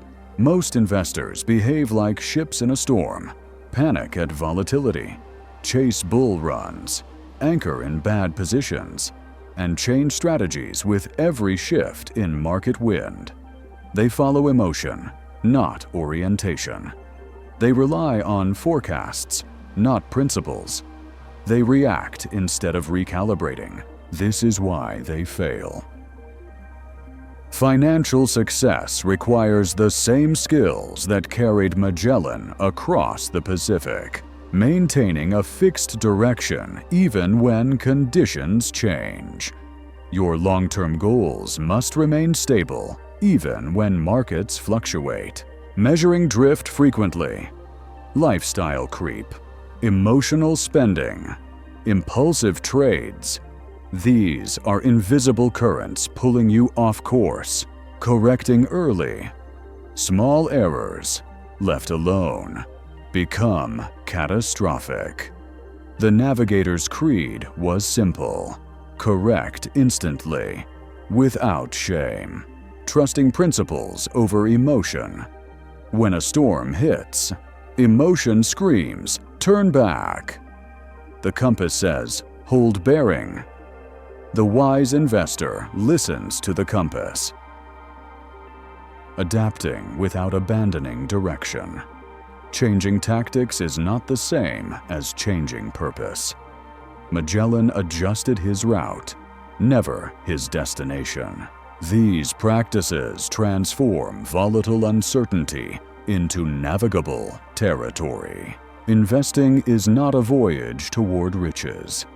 It is a voyage toward clarity, toward discipline, toward direction. And once direction is set, something remarkable emerges. The world stops being chaotic. Markets stop being frightening. Volatility becomes information. Setbacks become recalibration. Risk becomes navigable. Because orientation turns the ocean from a threat into a teacher. This was the Navigators' wisdom. It must become yours. For like them, you are crossing an unpredictable expanse. Like them, storms will come. Like them, the horizon will often vanish. Like them, you will sometimes feel lost. But if you hold the compass, your internal and financial north, you will move through uncertainty with the same quiet power that carried explorers into unknown worlds. There is a point in every long voyage when the ocean grows impossibly still. The waves fall silent. The wind hesitates. The horizon stretches into a perfect, merciless line. Navigators called this the dead calm, the place where progress feels suspended, where days blur into one another, where doubt creeps quietly into the minds of even the strongest sailors. For Magellan's crew, the dead calm came in the middle of the Pacific. Their food had rotted. Their water had soured. Their bodies weakened beneath the sun's relentless glare. No storms came to propel them. No winds came to guide them. Only stillness. Immense, suffocating stillness. Many believed they were cursed. Others whispered that the earth truly was endless, that they had sailed beyond the borders of the world. And yet, Magellan remained composed. He paced the deck each morning, compass in hand, recording bearings that barely changed. Even when the sea itself abandoned them, he did not abandon his direction. It is easy to see storms as the great challenge, but stillness is the true test. Storms demand courage. Stillness demands faith. In the dead calm, a man faces himself. In the dead calm, a crew must trust the discipline they have built. In the dead calm, orientation becomes more important than movement. This is not merely maritime wisdom. It is human wisdom. Because every person experiences their own version of the dead calm. The season when nothing seems to move. The months when progress stalls. The days when goals feel distant. The hours when doubt speaks louder than purpose. In those moments, people abandon direction. They chase novelty. They chase distraction. They chase shortcuts. They chase anything that promises a sense of motion. But the navigators knew, movement without direction is not progress. Progress without clarity is illusion. Magellan pressed onward through the dead calm because he understood a law deeper than wind or tide. If direction is fixed, stillness cannot stop you. And one dawn, without warning, the wind returned. A gentle breeze, so faint it barely stirred the sails. But to the sailors hardened by silence, it felt like salvation. They cheered. They cried. They opened the canvas to catch every whisper of wind. Slowly, the islands of the Philippines rose on the horizon. Civilization, food, water, land, The dead calm had not been a punishment. It had been a passage, which brings us to the most powerful philosophical insight of this chapter. True direction is revealed not in motion, but in stillness. Anyone can hold bearing when progress is obvious. Only the disciplined can hold bearing when the world is silent. That is the difference between wanderers and navigators, between dreamers and achievers, between gamblers and investors. And now, the financial meaning crystallizes. Every investor, every builder, every creator experiences the dead calm. The months when markets flatline, the years when portfolios stagnate, the periods when nothing seems to grow, the seasons when no breakthrough arrives. Most people lose discipline in stillness. They abandon long-term positions. They chase new strategies. They seek excitement instead of clarity. They mistake inactivity for failure. But the greatest fortunes ever built, Rothschild, Buffett, Simons, Templeton, were not built during storms or winds. They were built during calms, during long stretches of disciplined positioning, quiet accumulation, and unwavering orientation. Wealth grows most when it feels like nothing is happening. The dead calm is where compounding does its slow, invisible work. You don't see the future forming, but the geometry is building beneath the surface, day by day, layer by layer, silent, relentless, absolute. Here is the Navigator's financial creed. Hold direction when others drift. Hold discipline when others panic. Hold clarity when others chase noise.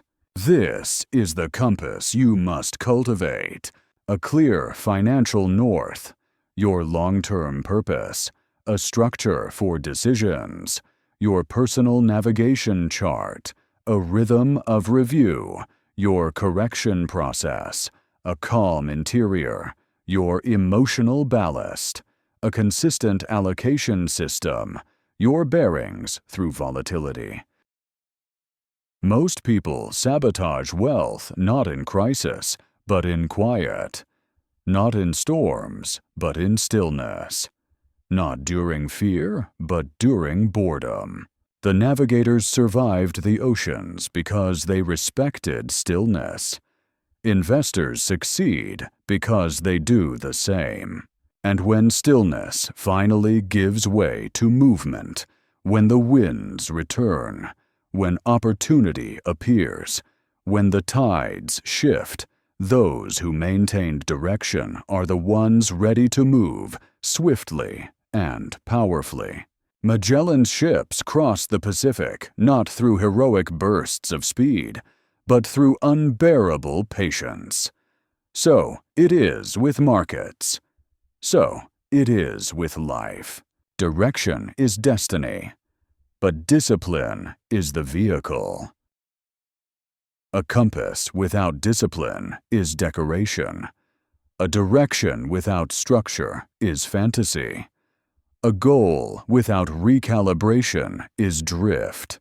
The navigators built the foundations of global exploration not through conquest, but through alignment of mind, method, geometry, and time.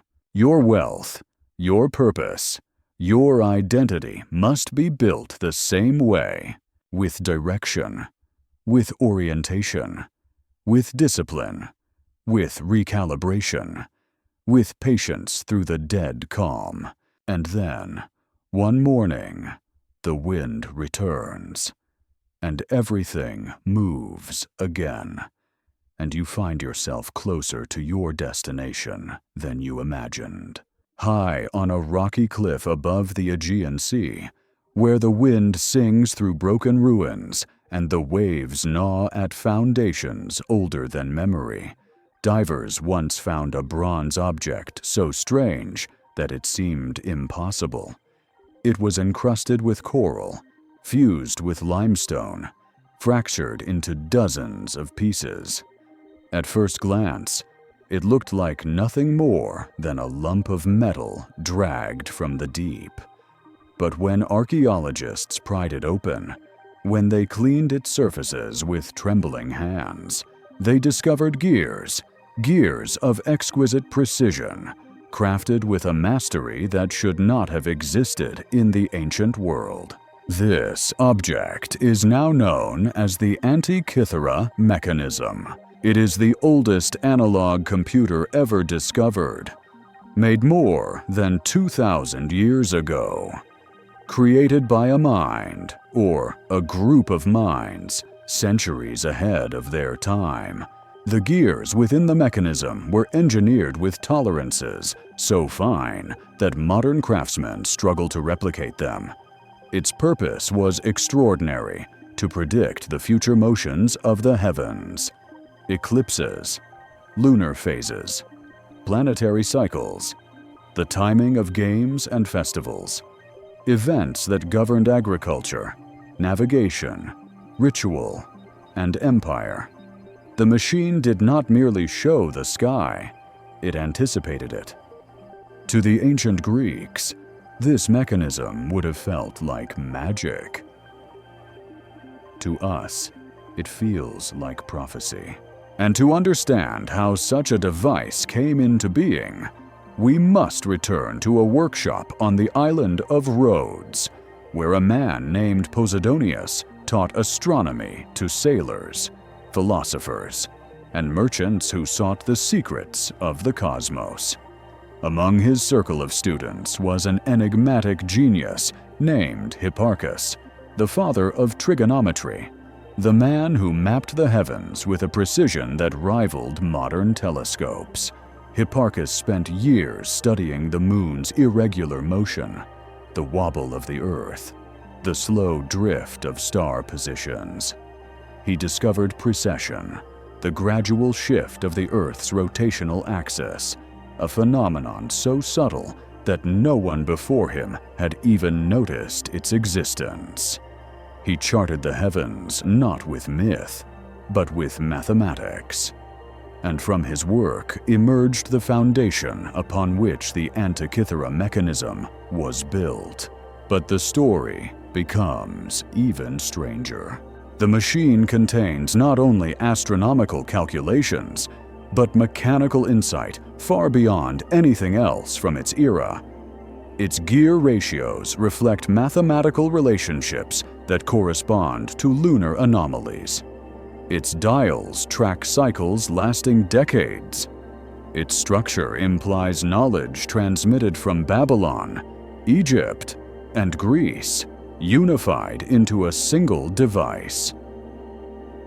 This makes one thing clear: the mechanism was not a curiosity. It was a culmination, the culmination of centuries of observation, the culmination of a civilization's intelligence, the culmination of minds who understood that patterns repeat, that time itself is structured. Its purpose was not prediction in the mystical sense. Its purpose was pattern recognition, to read the heavens as a system, to map cycles, to anticipate what comes next based on what has always been. In this sense, the Antikythera Mechanism is not merely a machine. It is a metaphor for the human mind's deepest longing, to find structure in the chaos of time. And this longing did not vanish with the Greeks. Centuries later, during the Renaissance, polymaths like Galileo and Kepler obsessed over gears and mechanical analogues. They believed that the universe operated like a clock, intricate, ornate, governed by laws that could be revealed through careful observation. Galileo even constructed models of planetary motion using wooden wheels. Kepler envisioned celestial patterns as nested polyhedra.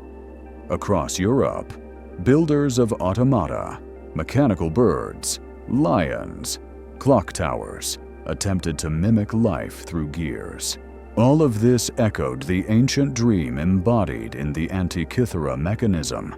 If one can observe a pattern long enough, one can model it. If one can model it, one can predict it. And if one can predict it, one gains mastery over uncertainty. This dream laid the foundation for modern physics, for modern mathematics, and, eventually, for modern finance. Because financial markets, like the heavens, move in cycles. They oscillate, they accelerate, they wobble, they drift, they correct, they erupt. And beneath their volatility lies a structure, patterns repeating across decades, just as planetary cycles repeat across centuries. Investors who study charts and cycles are not indulging in superstition. They are continuing a tradition thousands of years old, observing patterns, building models, and using structure to anticipate future movement. But the deeper insight of the Antikythera is not the machine itself. It is the philosophy behind it. Prediction is not magic. Prediction is understanding structure. Hipparchus did not see the future. He understood patterns that produced it. Likewise, the mechanism did not foretell eclipses. It calculated them through cycles. And here lies the philosophical heart of this chapter. The future is shaped by the structure of the present. This is true of astronomy, physics, and markets, and also of human behavior. Your future wealth, health, relationships, and identity do not emerge from random events. They emerge from the patterns you enact now. Your habits are gears. Your decisions are ratios. Your behaviors are cycles. Your beliefs are mechanisms turning quietly beneath consciousness. When you change these structures, the future changes. When you neglect these structures, the future deteriorates.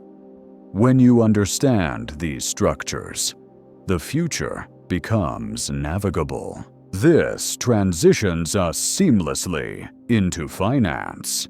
The modern investor often seeks prediction in the wrong places. They chase forecasts. They follow pundits. They cling to news cycles. They react to emotion. But the Antikythera teaches something different. If you want to anticipate the future, study the structure, not the noise. Structures such as long-term market cycles, multi-decade interest rate trends, demographic shifts, innovation waves, valuation compression and expansion, risk premiums, volatility clustering, behavioral feedback loops. These structures, once understood, allow an investor to see the shape of the coming years, not through prophecy, but through pattern literacy. Just as the mechanism tracked cycles of 19 years, 76 years, and 223 months, the markets track cycles of liquidity, leverage, technology, and psychology. And once you see these cycles, the future ceases to be frightening. It becomes readable. The Antikythera Mechanism did not remove uncertainty. It made uncertainty intelligible. This is the purpose of every analytical system, every model, every chart. They do not guarantee outcomes. They reveal tendencies. They map structure. They bring clarity to the invisible. This is the machine that counts the future, not gears and bronze, but the quiet, disciplined mind that knows how to recognize repeating shapes across time. When the fragments of the Antikythera Mechanism were finally reconstructed and its gears mapped in the 21st century, scholars felt something akin to reverence. Modern engineers examined its differential gearing, technology supposedly invented in the 1500s, yet here it was, buried in a shipwreck from the 1st century BCE. Archaeologists traced the inscriptions and realized the mechanism had been capable of predicting solar and lunar eclipses with astonishing precision. Historians puzzled over the fact that no other device of comparable complexity appeared for more than 1,000 years afterward. It was as if the ancient world had momentarily opened a doorway into the future, then closed it again. But the real mystery is not how the mechanism worked. It is why it existed at all. Why would a civilization pour such extraordinary intelligence into a device meant to understand time? To answer this, we must look at a peculiar aspect of ancient Greek psychology. They believed that the universe was not governed by arbitrary gods or chaotic whims. They believed it was governed by cycles, recurring patterns of light and shadow, birth and death, prosperity and famine, war and peace. To understand these cycles was to understand fate, not to escape it, but to navigate it. The Antikythera Mechanism was not an attempt to dominate the world. It was an attempt to harmonize with it. It reflected a worldview in which wisdom was not the ability to force outcomes, but the ability to anticipate rhythms. Farmers planted by lunar cycles. Priests scheduled festivals according to planetary alignments. Sailors timed voyages by the winds that arrived annually with almost musical consistency. Predictability was not superstition. It was survival. We moderns like to imagine ourselves more rational, more scientific, more mathematically capable than the ancient Greeks. Yet we remain, in many ways, deeply primitive in how we experience time. We treat every event as isolated, every rise as unprecedented, every decline as catastrophic, every trend as final, every era as unique. But the Greeks knew better, and the mechanism they built is their silent rebuttal to our arrogance. Everything that has happened will happen again, not in repetition, but in pattern. This brings us to an even stranger story, one that connects antiquity to the scientific revolution. In the 17th century, Johannes Kepler, already consumed by the cosmic harmonies he believed governed the heavens, became obsessed with ancient machines. He scoured archives for references to lost devices. He studied descriptions of astrolabes, armillary spheres, and mechanical calendars. He believed the ancients possessed a deeper understanding of celestial cycles than the church or universities were willing to acknowledge. Kepler famously wrote, "Nature uses as little as possible of anything," and he believed the same was true of divine design. Just as celestial bodies followed elegant ratios, he believed that time itself could be decomposed into harmonic intervals. He searched for geometric relationships between the orbital periods of planets. convinced that God was a mathematician and the universe a mechanism. He was wrong about some details, but he was right about the deeper truth. Time has structure. This idea later inspired Newton, who imagined space and time as a grid, measurable, predictable, quantifiable. Then came Fourier, who discovered that even the most chaotic signals could be decomposed into cycles. Then came Poincaré, who realized that deterministic systems could produce unpredictable behavior that still followed hidden patterns. And finally came Mandelbrot, who revealed that even chaos itself had shape. Each of these breakthroughs brought us closer to the same conclusion the ancient Greeks reached with the Antikythera. The future is never random. It is geometric. What appears chaotic is a pattern not yet recognized. What appears unpredictable is a cycle not yet understood. And so we arrive, naturally and inevitably, at the world of finance. Financial markets are modern civilization's most sensitive detectors of human behavior. They record fear and greed in real time. They convert collective emotion into lines on a chart. They compress multi-year cycles into shapes, arches, spirals, waves, expansions, contractions.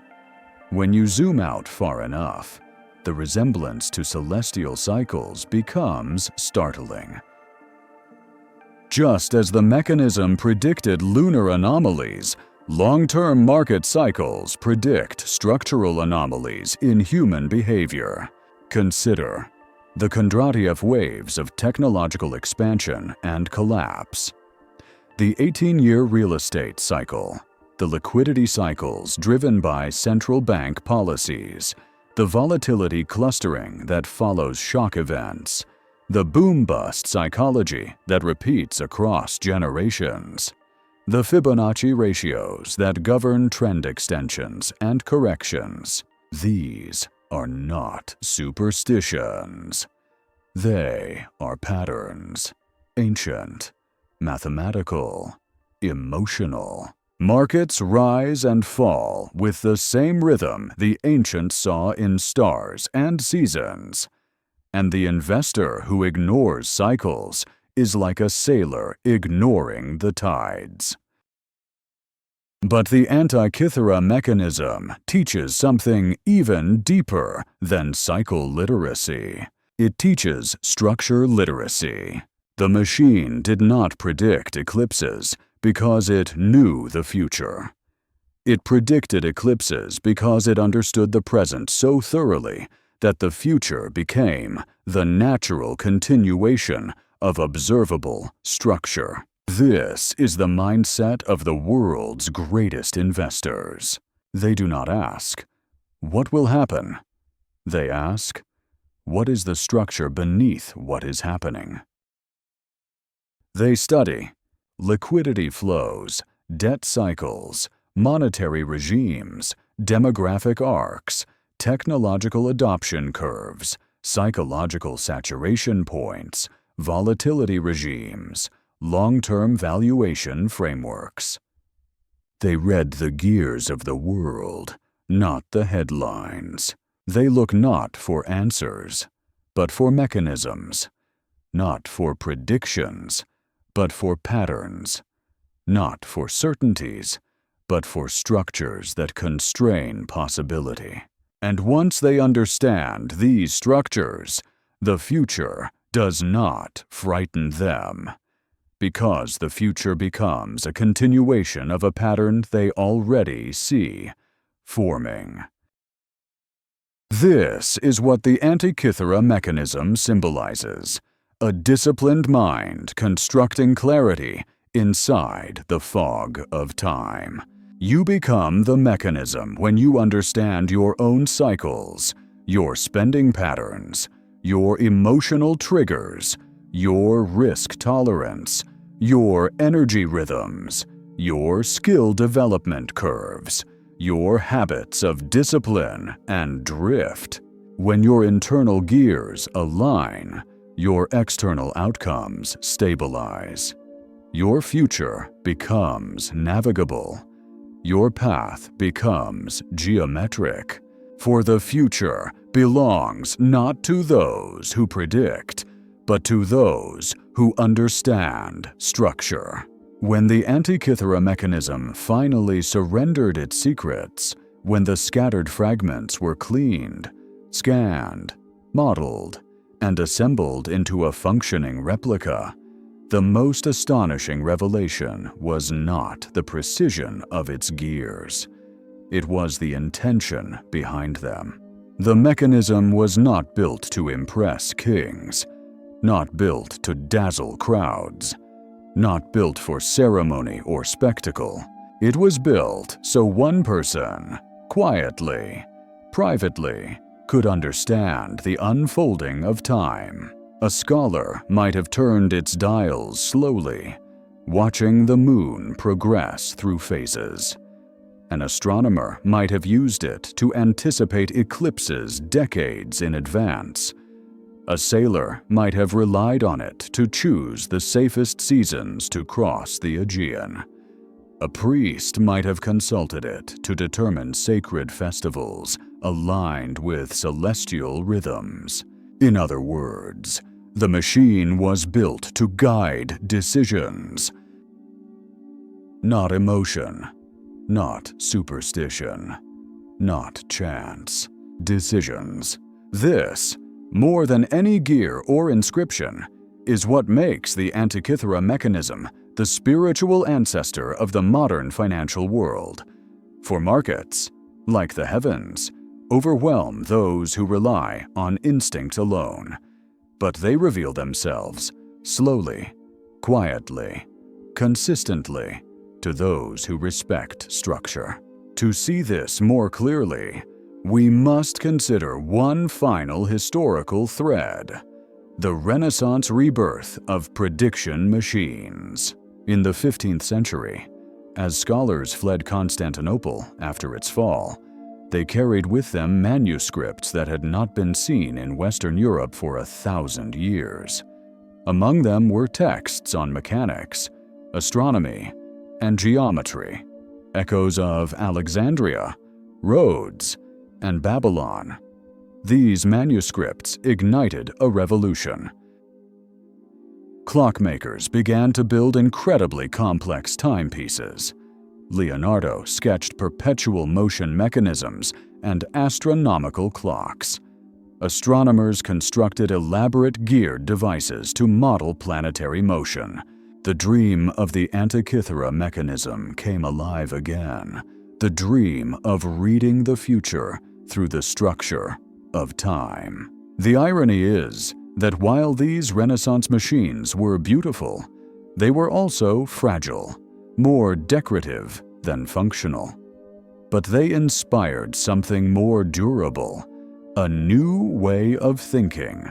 Time became measurable. Cycles became predictable. Patterns became calculable. Uncertainty became navigable. And from this mindset emerged the modern sciences of probability, statistics, and forecasting, the very tools that investors use today. But the deeper truth, the one the ancients understood intuitively and the Renaissance revived consciously, is that prediction is not about foresight. Prediction is about pattern, and pattern is about structure. This leads us to the philosophical heart of this final chunk. The future rewards those who respect structure and punishes those who ignore it. The investor who moves impulsively, who trades on emotion, who abandons long-term strategy at every tremor in the market, behaves like a sailor who discards the compass the moment a storm appears. But the investor who understands structure, the structure of cycles, of valuations, of risk, of their own psychology, becomes the modern equivalent of the ancient astronomer turning the bronze gears of the Antikythera, not controlling the future, but aligning with it. This alignment manifests in three forms. 1. Structural awareness.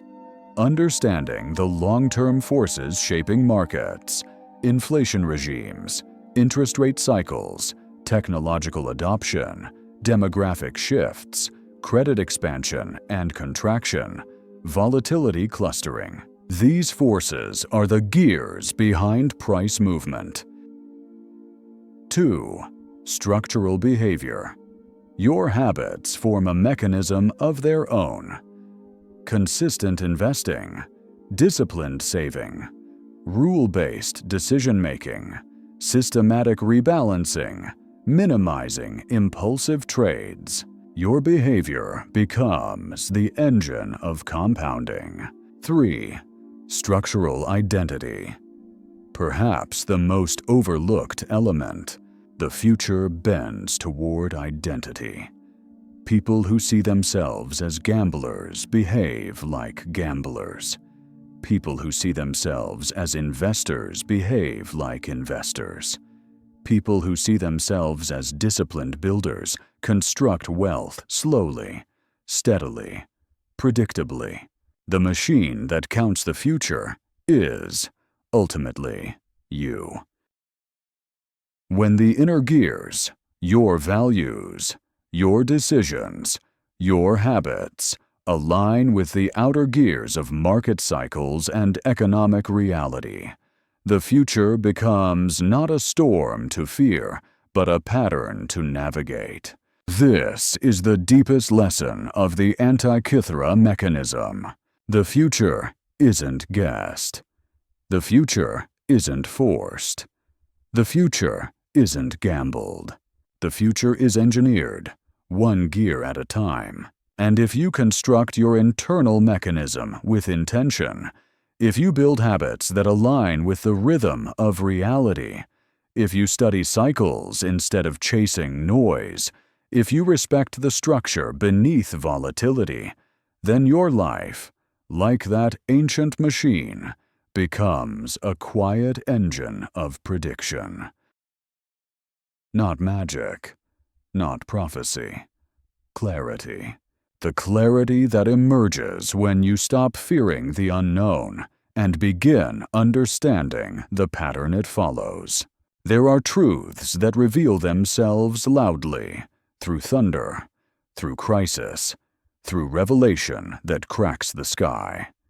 And then there are truths that arrive quietly, like a final turning of a gear inside a machine you have spent a lifetime listening to. This story, this journey through centuries of minds and mechanisms, was never about history alone. It was never about mathematics for its own sake. And it was never about wealth as mere accumulation. It was always about structure. The same structure the Pythagoreans tried to hide inside their secret brotherhood. The same structure Kepler heard in the music of the spheres. The same structure Jean Riemann bent into the fabric of space. The same structure Mandelbrot found pulsing through chaos. The same structure carved into cathedrals, whispered in libraries, etched in star charts, encoded in tides and trade routes and human choices. Structure is the silent proof behind everything that endures. And yet, the truth at the end of this journey is gentler than all the theories that preceded it. When you strip away prophecy, geometry, astronomy, and economics, when you silence the noise of markets and the roar of ambition, you are left with something quiet and profound. Your life is shaped by the structures you build and the patterns you repeat, not fate, not luck, not chaos, not even brilliance. Structure, the invisible, the disciplined, the internal, the patient, the repeated. Euclid taught that entire universes could grow from a single definition. Gothic masons proved that soaring heights come from patient foundations. Navigators survived oceans by holding direction through silence. The Antikythera Mechanism revealed that the future follows cycles, written long before consciousness emerged. And now, standing at the end of this long corridor of history, you must decide what structure you will carry forward.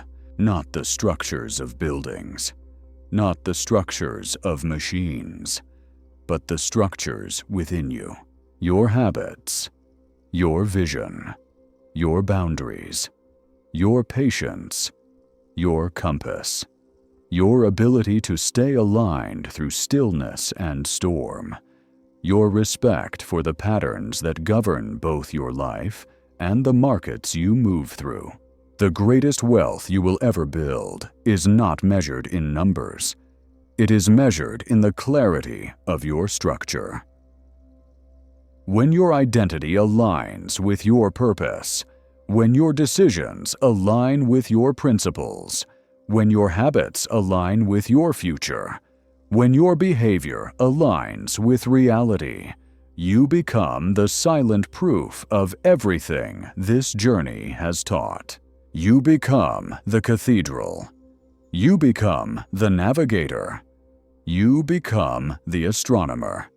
You become the mechanism, a living architecture of discipline, geometry, rhythm, and intention. And now, as this story closes, the teaching does not end. For in the final section, your mind will drift into sleep, and everything you have learned will settle deeper, gently, quietly, like dust finding its rightful place on an ancient stone. Your breath will slow, your awareness will soften, and the patterns you seek to build will begin forming within you. Take a slow breath, then another. Let the mind loosen its grip, the way a hand releases a rope it has held too tightly for too long. You have traveled far, through centuries of thought, through temples of stone and storms of sea, through the quiet turning of ancient gears. Now the journey softens. Now the mind rests. You are entering a space where ideas do not need to be understood, only absorbed, where patterns do not need to be analyzed, only felt, where the truths of the day dissolve into the rhythms of night. Let your breath fall into a gentle cycle. Inhale, exhale, a simple sequence, a perfect pattern, a reminder that even the body obeys its own quiet mathematics. Tonight, you will drift into the infinite sequence, a place where structure becomes serenity, where clarity becomes calm, where the lessons of the ancient world weave themselves into your sleeping mind. Listen to the words, not with effort, but with ease.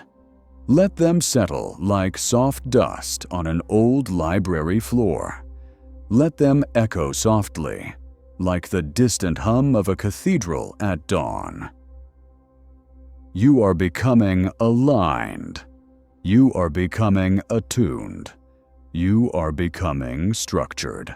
The Pythagoreans believed that everything was number. That harmony existed beneath the surface of things. Tonight, that harmony becomes your breath, your heartbeat, your inner stillness. The navigators held direction through storms. You hold direction through thought, a calm orientation rising slowly in the darkness. The masons built cathedrals stone by stone.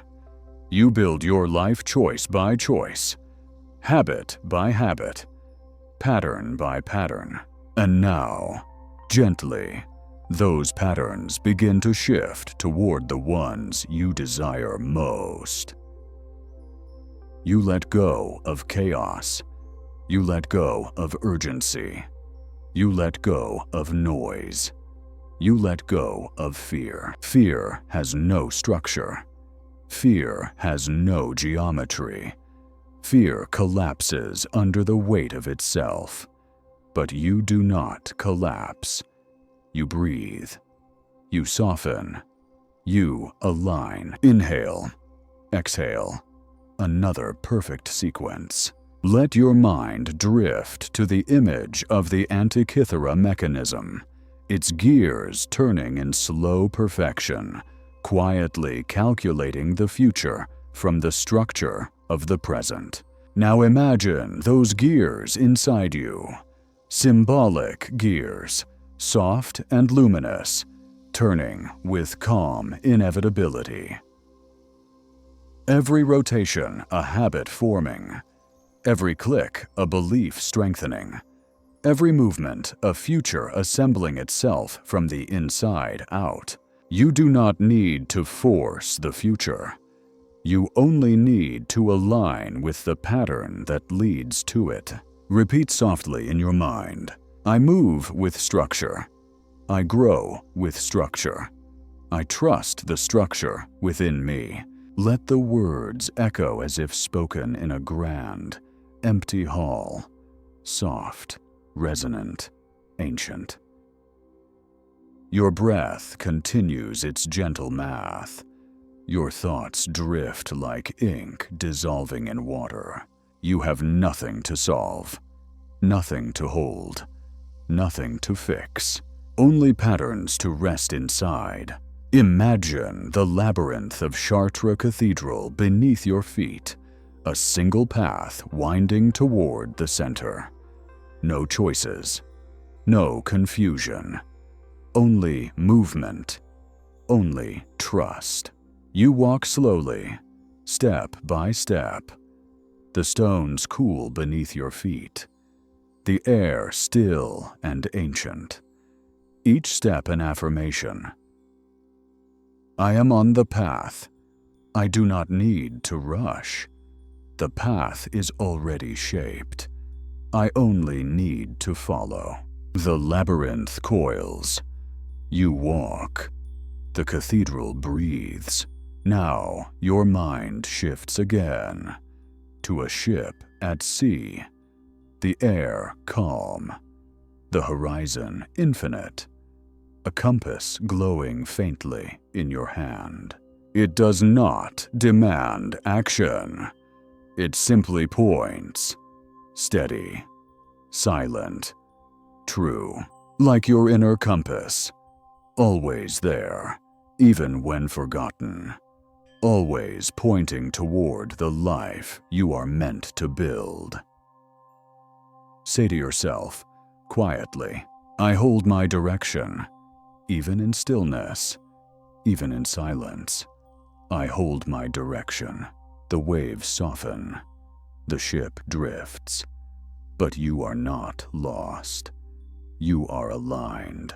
Now imagine the night sky, as Kepler saw it, as Hipparchus measured it, as ancient sailors prayed beneath it.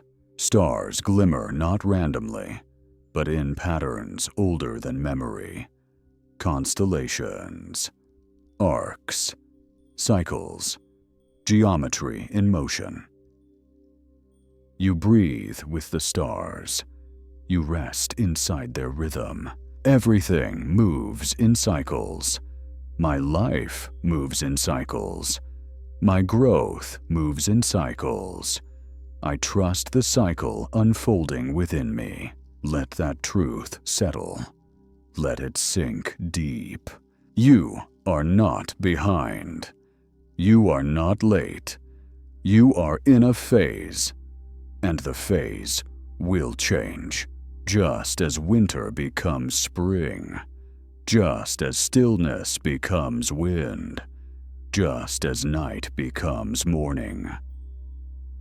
The pattern always continues. Now, your mind drifts downward into the depths of an ancient library, shelves towering above you, scrolls glowing softly with the dust of centuries, a quiet hum of wisdom lingering in the air.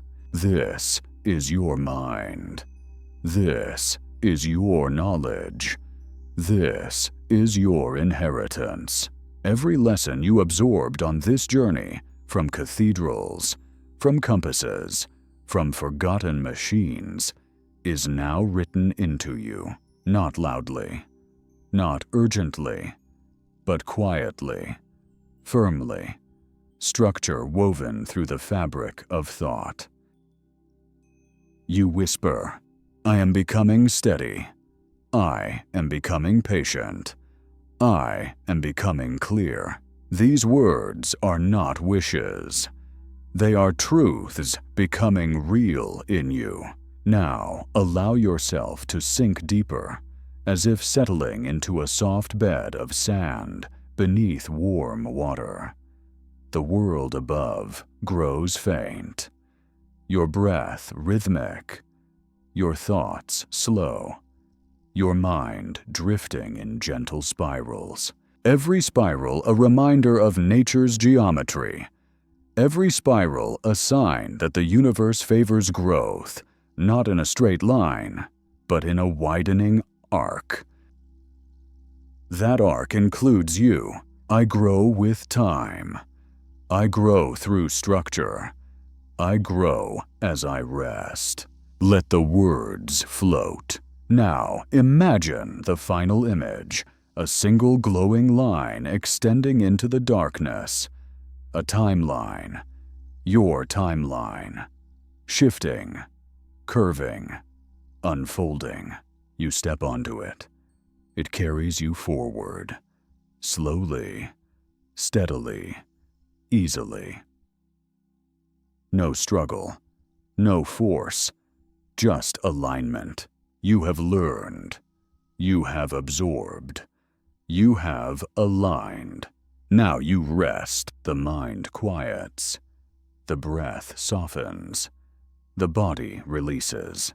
You are safe inside the infinite sequence, the pattern that builds you, guides you, shapes you, lifts you. Let yourself drift. Let yourself fall. Let yourself dissolve into calm. You have direction. You have structure. You have clarity. Sleep now, inside the numbers, inside the harmony, inside the geometry, inside the future, quietly forming itself around you.